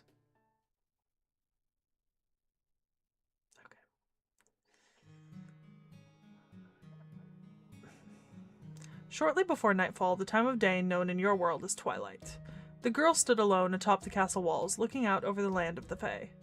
At the Isle of Britain, beautiful and lonesome as it stretched out under the endless twilight sky. What are you doing here? Have you forgotten the way back to the castle? Oh, hello, Boggart. The scenery here is so nice, isn't it? You will refer to me as Lord Boggart. I will not tolerate disrespect. And yes, of course the view here is nice. It's so I can see any enemy forces that attempt to invade my territory. Though I suspect you and I are using the term nice very differently. This was a battlefield. In fact, the bloodstains have only recently faded. I'm sorry, I shouldn't have said that. Not when I still don't know anything about this town. Does this... Yes, did you say something, Lord Boggart? Never mind. Does this scenery truly seem nice to you? Even with all these desolate hills as far as the eye can see, in a world ruled by fairies rather than humans. Yes, it does. It seems wonderfully precious. There's something very forlorn about this scenery, but something endearing too. I can tell that everyone is suffering here. Rob, Wag, Winky, the people I've met in the other towns, the people of Sheffield, everyone. I don't know what it is that's causing their suffering, but I do know that, in spite of that, they all consider this their home, that they want to keep living here, even if it's hard. If so many people still love Britain, I can't imagine it could be such an awful place. How shallow. This is exactly why humans are so difficult to deal with. Go back to the castle before you distract the soldiers in their barracks. I won't be back until late tonight, so talk to Habitrot if you can't sleep. I will. Thank you for your concern, Lord Boggart. Wasn't that nice of him? Lord Boggart really is a wonderful lord, isn't he? Don't let him fool you, Mash. Good guys don't demand people call them Lord. You think so? I thought it was just to keep his reputation intact. After all, he looked very unhappy when I called him Lord before. What? That's even worse! Does the Lionhead actually think he's some devoted husband or something? You're only married on paper. He's got no right to go around tricking my bride like that. Only on paper? So our marriage is a fraud? Does this mean I'm actually a wicked woman who's deceiving kind and earnest Lord Boggart with my feminine charms? That I'm both the child of prophecy and a femme fatale like no other? Oh, Mash. Poor, sweet, delusional Mash. Yeah, maybe you are. No wonder you're too much for Boggart to handle, especially since he's hopeless against anyone who doesn't detest him. You're practically his natural enemy. Man, Boggart's predecessor must have gotten up to some really bad stuff for him to be in this predicament. Huh? What do you mean he's hopeless against anyone who doesn't detest him? Oh, that? It's all about fairies' most fundamental desires and unique traits. Humans' emotions change all the time. One moment they want to be loved, the next hated. Or they'll want to protect someone one moment, then hurt them the next. But fairies' desires are much less mutable. In Boggart's case, he uses his rational mind to keep his violent impulses in check, so he can't make full use of his abilities unless he's both hating and hated by someone. Basically, thanks to who you are, it's impossible for him to be too aggressive. Thanks to who I am. But I still don't know who I am. I don't remember anything about my past. I didn't even know my name until recently. Before I came here, no, before Rob, Wag, and Winky began calling me the child of prophecy, I had no idea what I should do, or even what I was supposed to do. No, for that matter, did I even have a self before I lost my memories? Why do you ask that?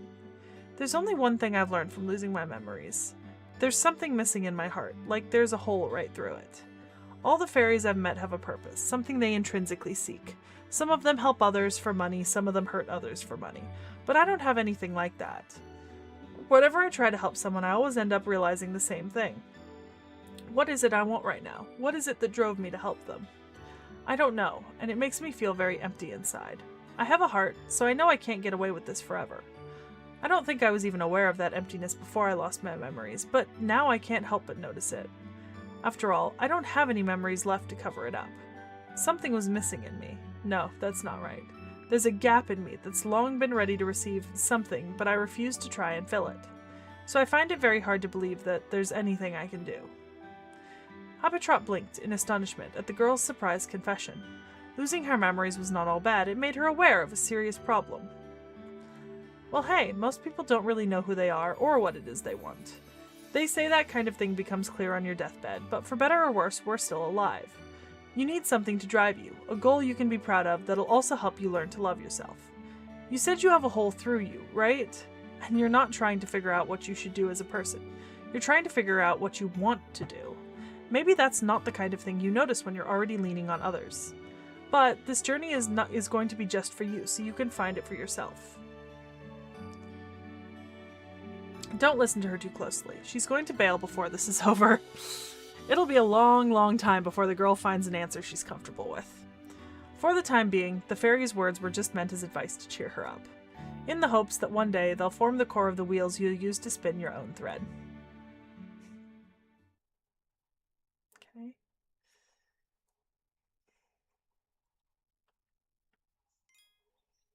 Okay.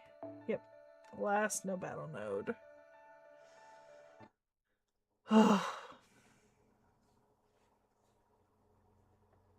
Oh right, I almost forgot a very important part. Do you mind if we rewind just a little bit?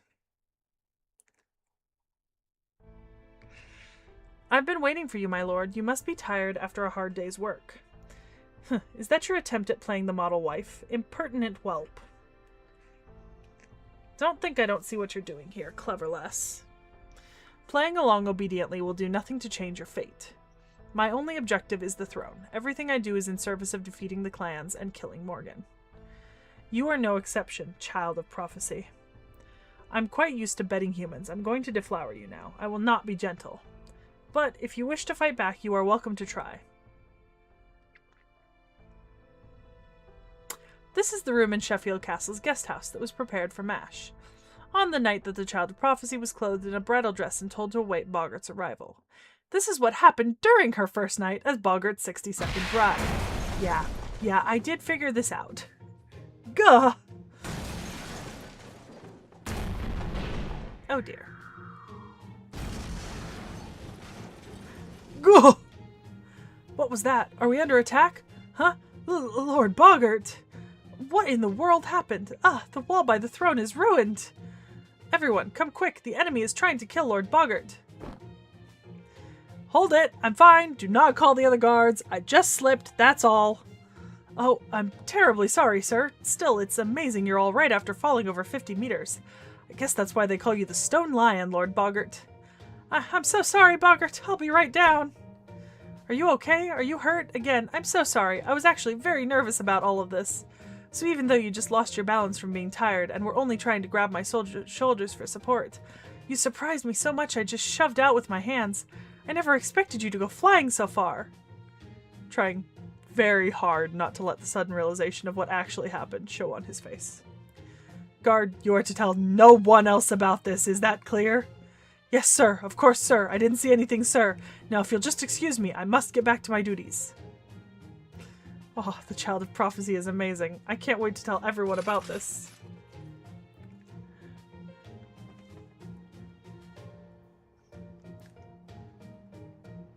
Boggart, would you like me to rub your back? No, don't touch me ever again! What kind of wife knocks her husband out of a castle on their first night together? This kind. The rumors spread overnight. They spoke of an iron woman who could even throw Lord Boggart from his own castle. They said she was strong, kind, and eccentric, a new Tamlin like no one had ever seen before. Tamlin Galahad!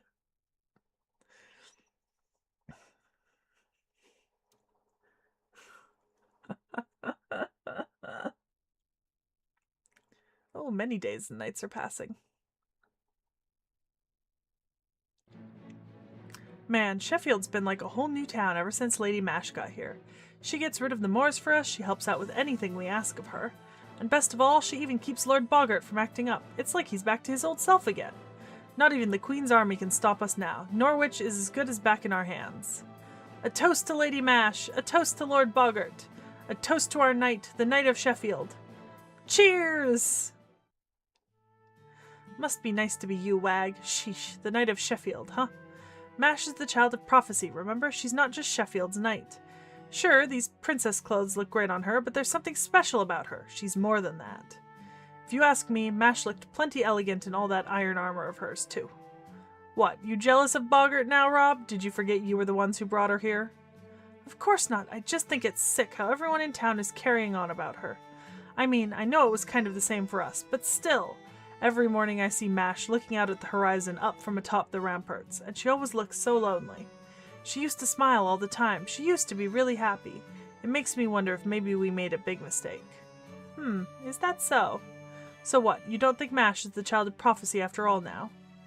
She was just a lucky find at first, just another piece of merchandise. But then she started talking to us like we were equals, and before I knew it, I got attached to her. Me and Wag aren't from Fairy Britain. We drifted here from outside. We're basically flotsam, objects, humans, sometimes even fairies. They wash ashore here sometimes. We're like changelings in a way. Flotsam? I've never heard that term before. But I guess that's pretty typical of Morgan's reign. We're not part of any clan, and we didn't spring up naturally. We don't belong anywhere. One day, Queen Morgan's soldiers caught us, branded us with command spells, and just let go. They knew we'd die when we got squeezed for our existence tax at the end of the year, so they didn't even bother killing us. That's why I threw myself into any kind of work I could find, no matter how dirty. You know what Wag is like, he doesn't even know what's going on half the time. Still, I'm like his big brother, so it's my duty to at least make sure he's got enough to eat. My only purpose every year was making sure we survived. At least that kept us from becoming Moors. But unfortunately, it also made me forget a bunch of things. Hesitation, uncertainty, compassion. The next thing I knew, I was thinking I was a full-blown bad guy, and that I could do whatever I wanted. It would have been a lot easier if I just stayed like that. But being around MASH made me realize I hadn't forgotten my values after all. The Child of Prophecy is supposed to save the fairies of Fairy Britain, right? It's got nothing to do with us, since we've never truly been a part of this land. So no, I'm not sure she's the real Child of Prophecy. The real Child of Prophecy would never save us. Annis might be a fake Child of Prophecy, but she's even better than the real one. So does this mean the reason you're still here in Sheffield is... What do you know, dummy? Go on, get lost. What are you even doing here, flapping your gums? Don't you have some tailoring to do for the lady or something? I sure do. I'm Habitrot the Spinner, friend to all brides. Don't worry, I'll make sure Mash stays safe, and if I ever need help, I'll come to you first. Woo! We're not scared of the Moors of the Queen. We're all gonna keep Mash safe together. You were right, Winky. If we just parted ways sooner, this would never have... Huh? Winky? Where'd you go, Winky? Oh. 4th Platoon has returned from Edinburgh, Lord Boggart. They weren't able to meet with Knocknarea, but they were successful with their business negotiations. So they managed to procure the iron weapons then. Give the weapons to the fairies, and take the armor to the humans' barracks. Just having humans around will be enough to empower our fairy soldiers. They don't need to take part in the fighting. All they need to do is stay alive. Yes, sir. I'll have the tailor fit them for armor right away. Now, where is the Child of Prophecy? Down in the town again. I thought I told her to stay by my throne. No wife of a lord should conduct herself so thoughtlessly. Who told her she could come and go as she pleases? Was it Habitrot? If she thinks she can do whatever she likes just because I value her tailoring skills, she is gravely mistaken. Tell her about the Child of Prophecy. Tell her and the Child of Prophecy that their next infraction will be their last. Well, the thing is, sir, Lady Mash said she wanted to be of use to you as best as she could, so if she wants to be of use to me, she should obey me. I am the law in Sheffield, and any who refuse to abide it shall be dealt with harshly, regardless of their reasons for doing so. Yep. Hey there, boss. I heard we got some new gear, so I stopped by to make sure it isn't all junk. What's got your fur ruffled, Lord Boggart? Oh, I see. You're all nervous because Mash isn't here, right? Hey, I get it. She's super strong after all. So, with the army from New Darlington that's supposedly headed this way, you probably want her here by your side to keep you safe since you're revolting against the Queen and all, huh? Don't be ridiculous. I don't need any protection. The girl would only make more trouble for me if she were nearby. Then it shouldn't matter where Mash goes, should it? I mean, all you care about is having the Child of Prophecy here at Sheffield, right, Boggart? You just can't keep your mouth shut, can you? You're lucky there's no other fairy around who can do your job, or I'd have twisted your head clean off by now. Fine, I'll let the Child of Prophecy go wherever she likes during the day. But, be warned, Habitrot, there will be consequences if you don't deliver on the promises you've been making. That iron cylinder that was brought here with the girl is similar to Morgan's spear, yes? Have you figured out how it works? Is it something we can use? I still have no idea how it works, but I think I can at least get it to fire. I'm not sure that's how it's meant to be used, though. Plus, just touching it makes me feel sick. Whatever that thing is, I don't think it's even supposed to exist. I can't imagine why Mash had something like that. Whatever it is, it really, really doesn't suit her at all. True, she has yet to even mention it. I suspect she's subconsciously avoiding it, running from it even. Huh, that's pretty sharp, at least for you, Lord Boggart. It's nice to hear your voice and honest opinion I agree with for one. Never mind the Child of Prophecy. Can we use that thing as a weapon? Yeah, pretty much. I mean, it is a cannon and all. Do you know what a cannon is? No? It's a thing with a chamber that you pack with magical energy ammo, then you compress and burn what's inside the chamber until something comes out. Yeah, I figured it was the Black Barrel. The only thing is, it takes a ton of magical energy to use, enough that most fairies would probably wither and die if they tried. So if you plan on using it, Boggart, you better ensure you're the only one. Don't make your subordinates do it. No normal fairy could fire that thing and hope to survive. So what you're saying is, only those who are truly strong can use it, huh? Huh, that's perfect. It will be an excellent way to demonstrate that I have what it takes to be king. Ugh, I should have known I couldn't get anything through your thick skull.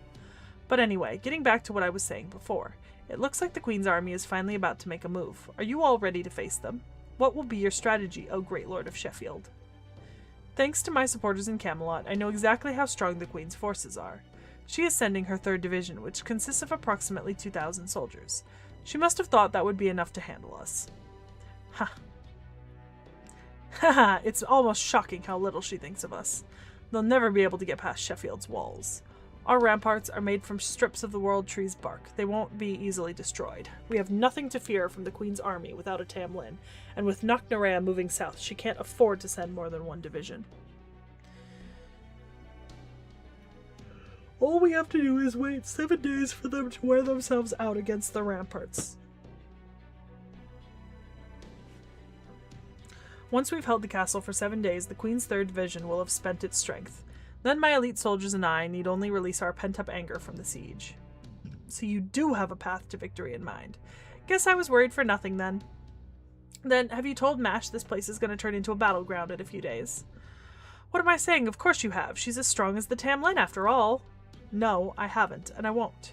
How many times must I tell you there's no need for that? All the Child of Prophecy needs to do is boost my soldiers' morale. Anything else would only get in my way. Make sure you keep your mouth shut, Hebetrot. The girl is decoration, nothing more.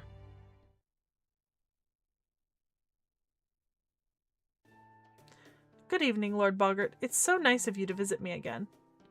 Don't misunderstand, I'm only here to save face in front of my guards.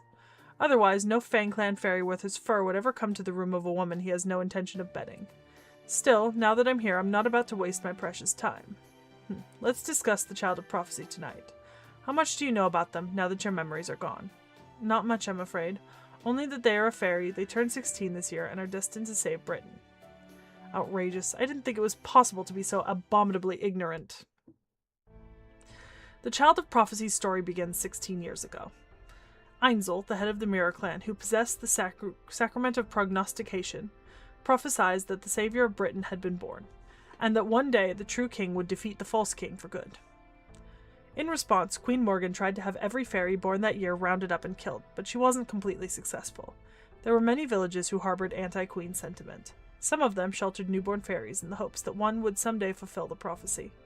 Of course, there were also some towns who took fairies born that year and tried to pass them off as the Child of Prophecy. These days, some have even offered 16-year-old fairies in tribute to the queen, claiming they too are the Child of Prophecy. That alone makes the Child of Prophecy valuable. It's why every faction in Britain was so desperate to find them. Child of Prophecy is starting to not feel like a real set of words. I have read it so many times today.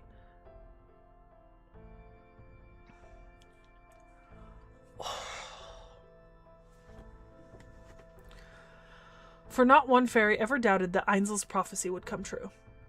You see, they knew this had happened before. There have been other times in Britain's history where a savior has been born to rescue it. A figure meant to banish the great calamity that comes every 1,000 years, the one who channels the voice from paradise. At any rate, all but 2 of the records from the Fae era have been lost. One describes an incident that took place in Fae era 4000, over 6,000 years ago. There, a single fairy rescued Britain when constant interclan warfare had brought it to the brink of collapse at the cost of their own life. The second is the War of Summer in Fae era 2000, in which war was waged against the northern fairies who came here from the Isle of Shadows. In that war, Queen Maeve's army of human soldiers wielding iron weapons nearly succeeded in eradicating our ancestors. But then, a single fairy stepped in to mediate between the two camps, which led to the creation of the 6 clans we have today. The savior's name was Ash, meaning ash tree. After ending the clan wars, she was buried in the remains of Orkney, at the northernmost end of Britain. The ignorant low-class fairies may believe that the Child of Prophecy is supposed to be the savior reborn, but not me. No matter how many times she may have saved Britain before, she's still lost. The calamities still exist. That alone is proof she does not deserve to be called anyone's savior. Now, if any of the previous saviors had succeeded at ridding the world of those accursed Moors and the calamities that occur with ever more frequency, then I would have accepted their claims. I've noticed that everyone in town seems to be afraid of the word calamity. No, not just them. Every fairy in town I visited on the way here was afraid of it. My understanding is that, as terrifying as Queen Morgan may be, fairies still obeyed her because she at least kept them safe from the calamities. But now... That's right, Morgan has declared her intention to leave Norwich to its fate. This was her second grave error, after appointing Tristan a Tamlin. I may never get such an opportunity again. Huh? You're happy about this, Lord Boggart.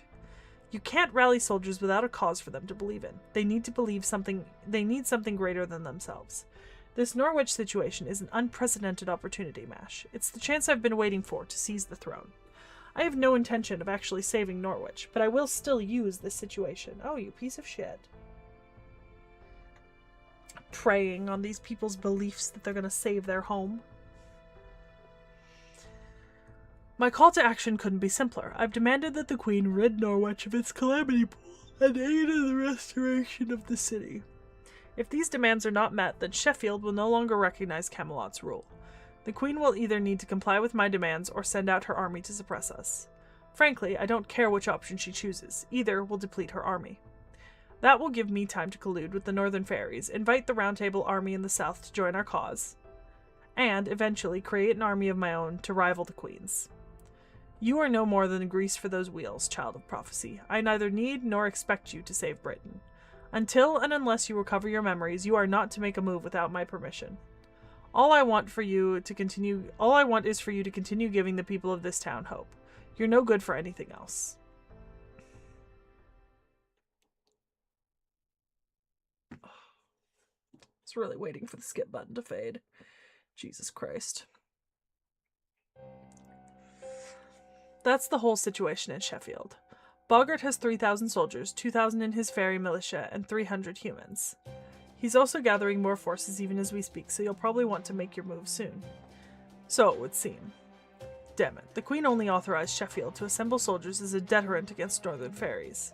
Now you're telling me there are 5,000 armed rebels all in one place there. That makes this the largest rebellion we've ever seen. I'd say it's owed largely to Lady Tristan crossing a line with her antics. Ever since New Darlington was built, countless fairies have been slaughtered for pure amusement. Now, fairies from all across Britain are harboring doubts about Lady Tristan, and about High Queen Morgan for making her a Tamlin in the first place. You don't have to tell me, I'm painfully aware of that. But we've still sworn loyalty to the High Queen. We can't be party to any of that nonsense. Right, sorry about that, it just slipped out. So what about my payment? Very well. Go on, pay him. He may have lost his standing, but Boggart is still a powerful leader from the Fang clan. He can easily defeat 1,000 fairies on his own. Send word to Camelot to have Lady Gwaine dispatched here on the double. What about the Child of Prophecy? I'm pretty sure intel that valuable's worth something. Heh, that's a good one. They just captured another Child of Prophecy yesterday. This new one isn't even worth looking into. I'm sure Boggart just made her up. Oh, I wouldn't be too quick to dismiss it, officer. That fairy there was telling the truth. I especially enjoyed the description of this Child of Prophecy. How did it go again? Black iron armor, a huge shield, appears to be a girl of about 16, and a black iron cylinder that made you uneasy just to look at. Oh, you've definitely got my attention now, brother. Please, tell me more. What's this girl's name? You do know her name, right? Honestly, I found it strange how you avoided mentioning just that part even though you're here to sell us intel. I mean, don't you think it's suspicious? It almost makes me think you're not telling us on purpose. If that's how it sounded to you, sorry, but you're wrong. I didn't say it, because I don't know it. Now, if you're not going to pay me anymore, I'll just be on my way. I want to get back to the south by tomorrow. Hey now, why the rush? You came all this way after all. Come on, chat a spell with us. Don't worry, Winky. I'm sure it'll all come back to you soon enough. It's written all over your face.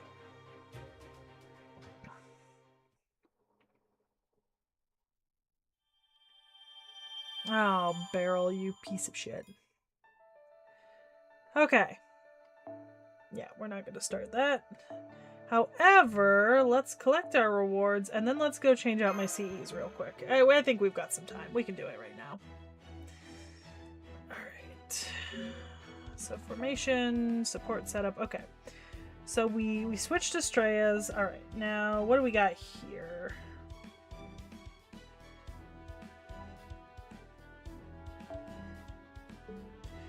Okay, so definitely want... Actually, this isn't a terrible one for Coulter. Giving him the NP charge and Buster Card effectiveness, I'd probably leave that one. Alright. I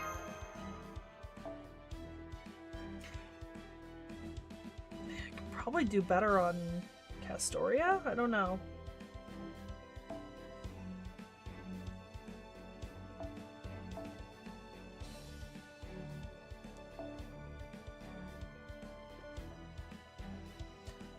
That's not terrible. Arts and Buster, battle charged at 40% and gain C stars entering the field.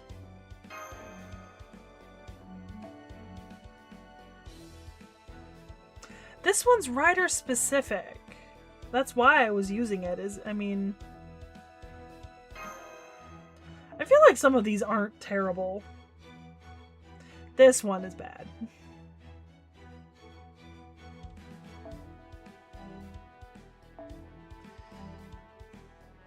Oh, that's a quick card.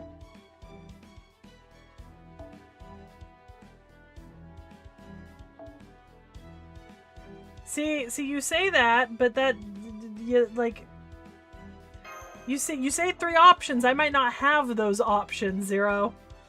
I don't have very good luck with CEs, remember. I'm still missing most of the good ones. Like, there might be optimal options for all of these servants, but that doesn't mean I'm gonna have them.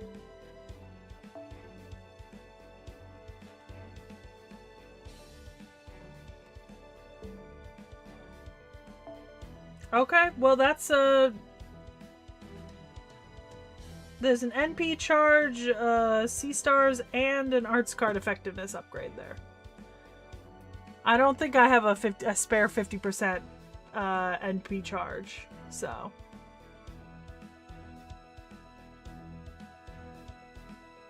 I mean, I've probably got an NP rank up somewhere, but I don't know where.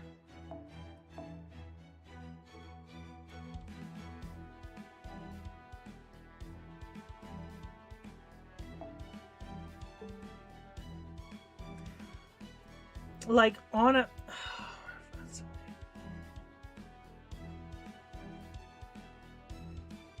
Would it be in my 5 stars? Okay, I've got NP charge.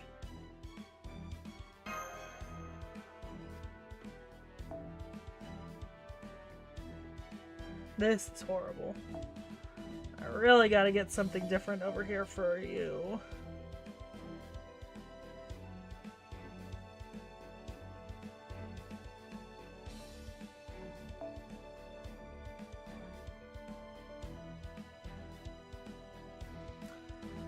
I do need something for Ptolemaeus. That was the one that had the shittest card so far.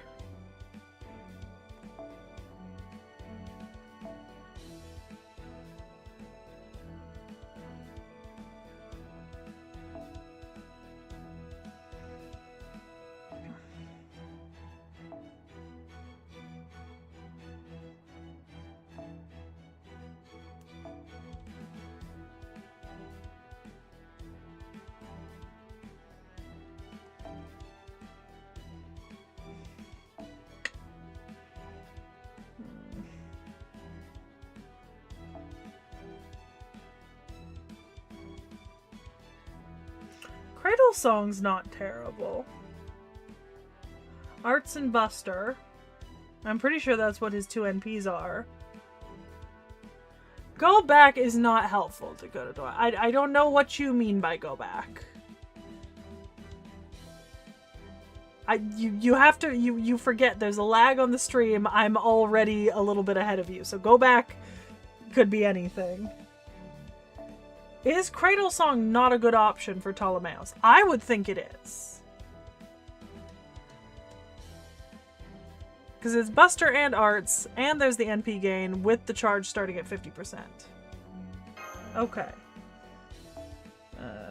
This one probably also needs to be changed. Well, maybe not. I don't know.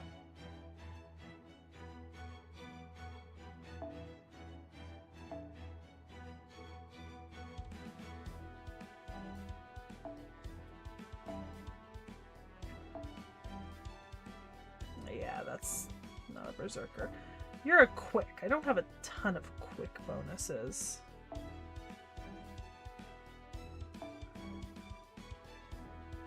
Oh! Can I put Angel Heart on Satanta? It's quick, and it gives me some invincibles, which isn't terrible. I do also have Great Marshal of Magic for, like, someone that I might want to start at, like, maybe give someone, like, that nice 80% start. I have 2 of those.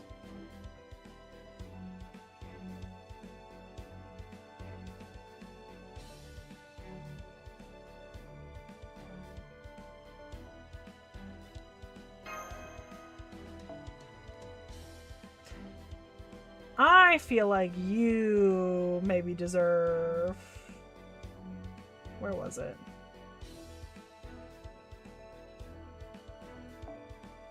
I feel like Melusine should take... Oh, yeah, that's true.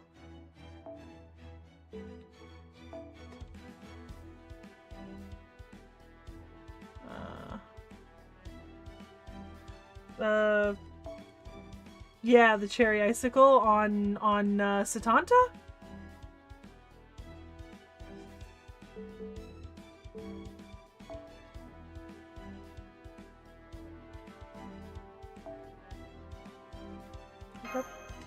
What about Melusine? She definitely needs something different.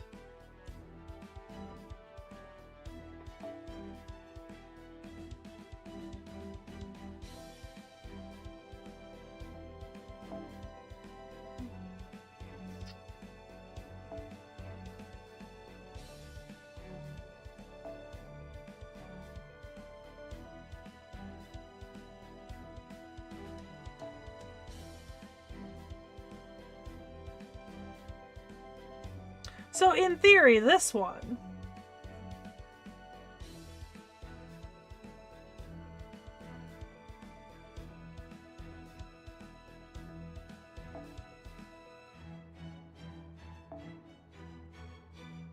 I'm just saying, Superb Vistas seems like not a terrible option for her. Durga? Arts, NP gain, and NP strength. Okay, I didn't see the NP strength. Okay. Okay.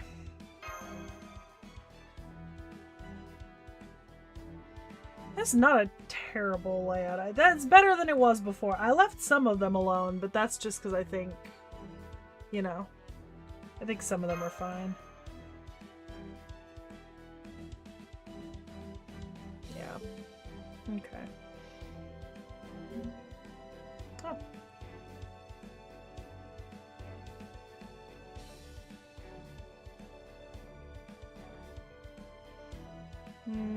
I don't know those people, so I'm gonna wait on that.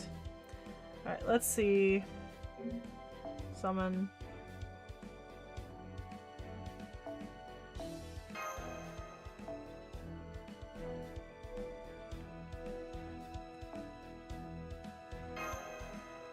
Let my bad luck continue. Wow. This is pathetic. Really pathetic.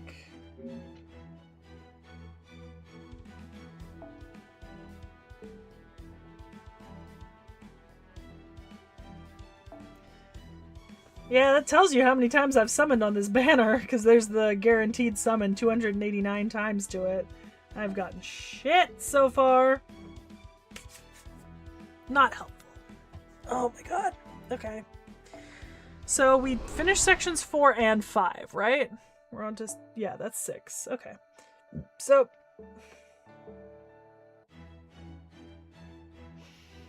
yeah, I haven't gotten either of the 4 stars. I didn't get CL either, but I don't really care for CL. I just wanted the 4 stars.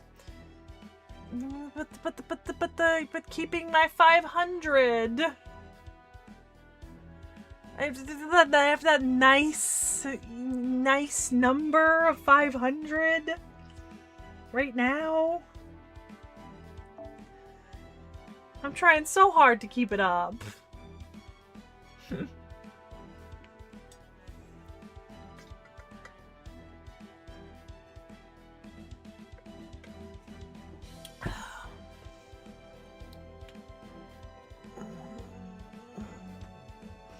I know.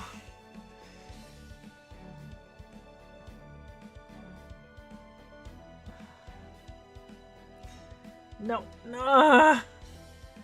I can't spend that much on Tut because I want Lohi. I can't. I'm not allowed. Okay. Alright. Well, we're 5 sections into the story now. It's not terrible. 11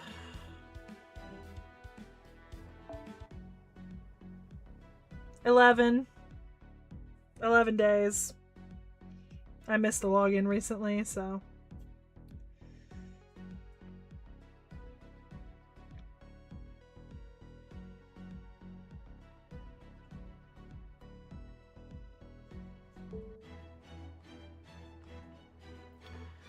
I mean, 11 days isn't a terrible wait. That's like less than 2 weeks.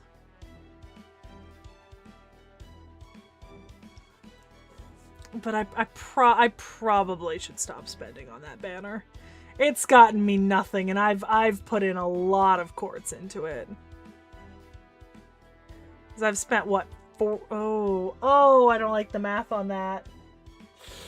I just did it in my head, and I don't like it. Yeah, sunk cost fallacy I need to lay off.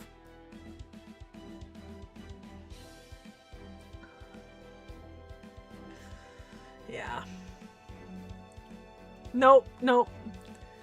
No, I really shouldn't, because I've already spent over 100 quartz on that banner and not gotten anything. So, really need to not. Plus, how long does it go? I think it goes for 9-1. Okay, so I can do summon tickets on it when I get them for September. Yeah. Yeah, because we're getting that SSR ticket soon. Yeah. Yeah, I think I'm just gonna give up on Dabrinia and Jufu. I didn't need either one of them, and I don't necessarily want any of them too badly. I just thought it would be nice if I got one of them. So yeah. Yeah. However, we've got plenty of friend points for when we finish for when we finish here.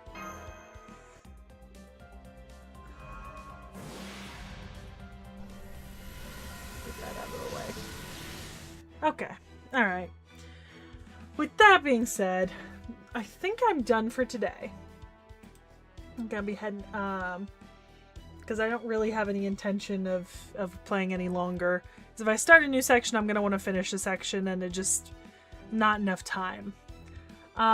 So tomorrow night I will be back with not an off the shelf. It's a tea time. Tomorrow night tea time with Knickknack, 7 p.m.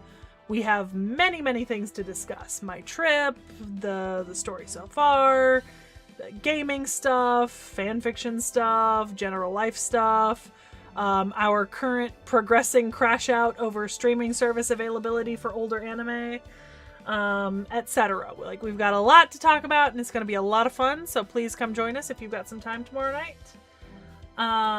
That's also a good time for you guys to ask us questions if you have about stuff. Unfortunately, I can't talk about Odyssey yet because I still haven't seen it, but I did see Spider-Man Brand New Day, so can't do Odyssey discussion yet, but hopefully next month sometime, because I'm kind of waiting on seeing it until I have some time.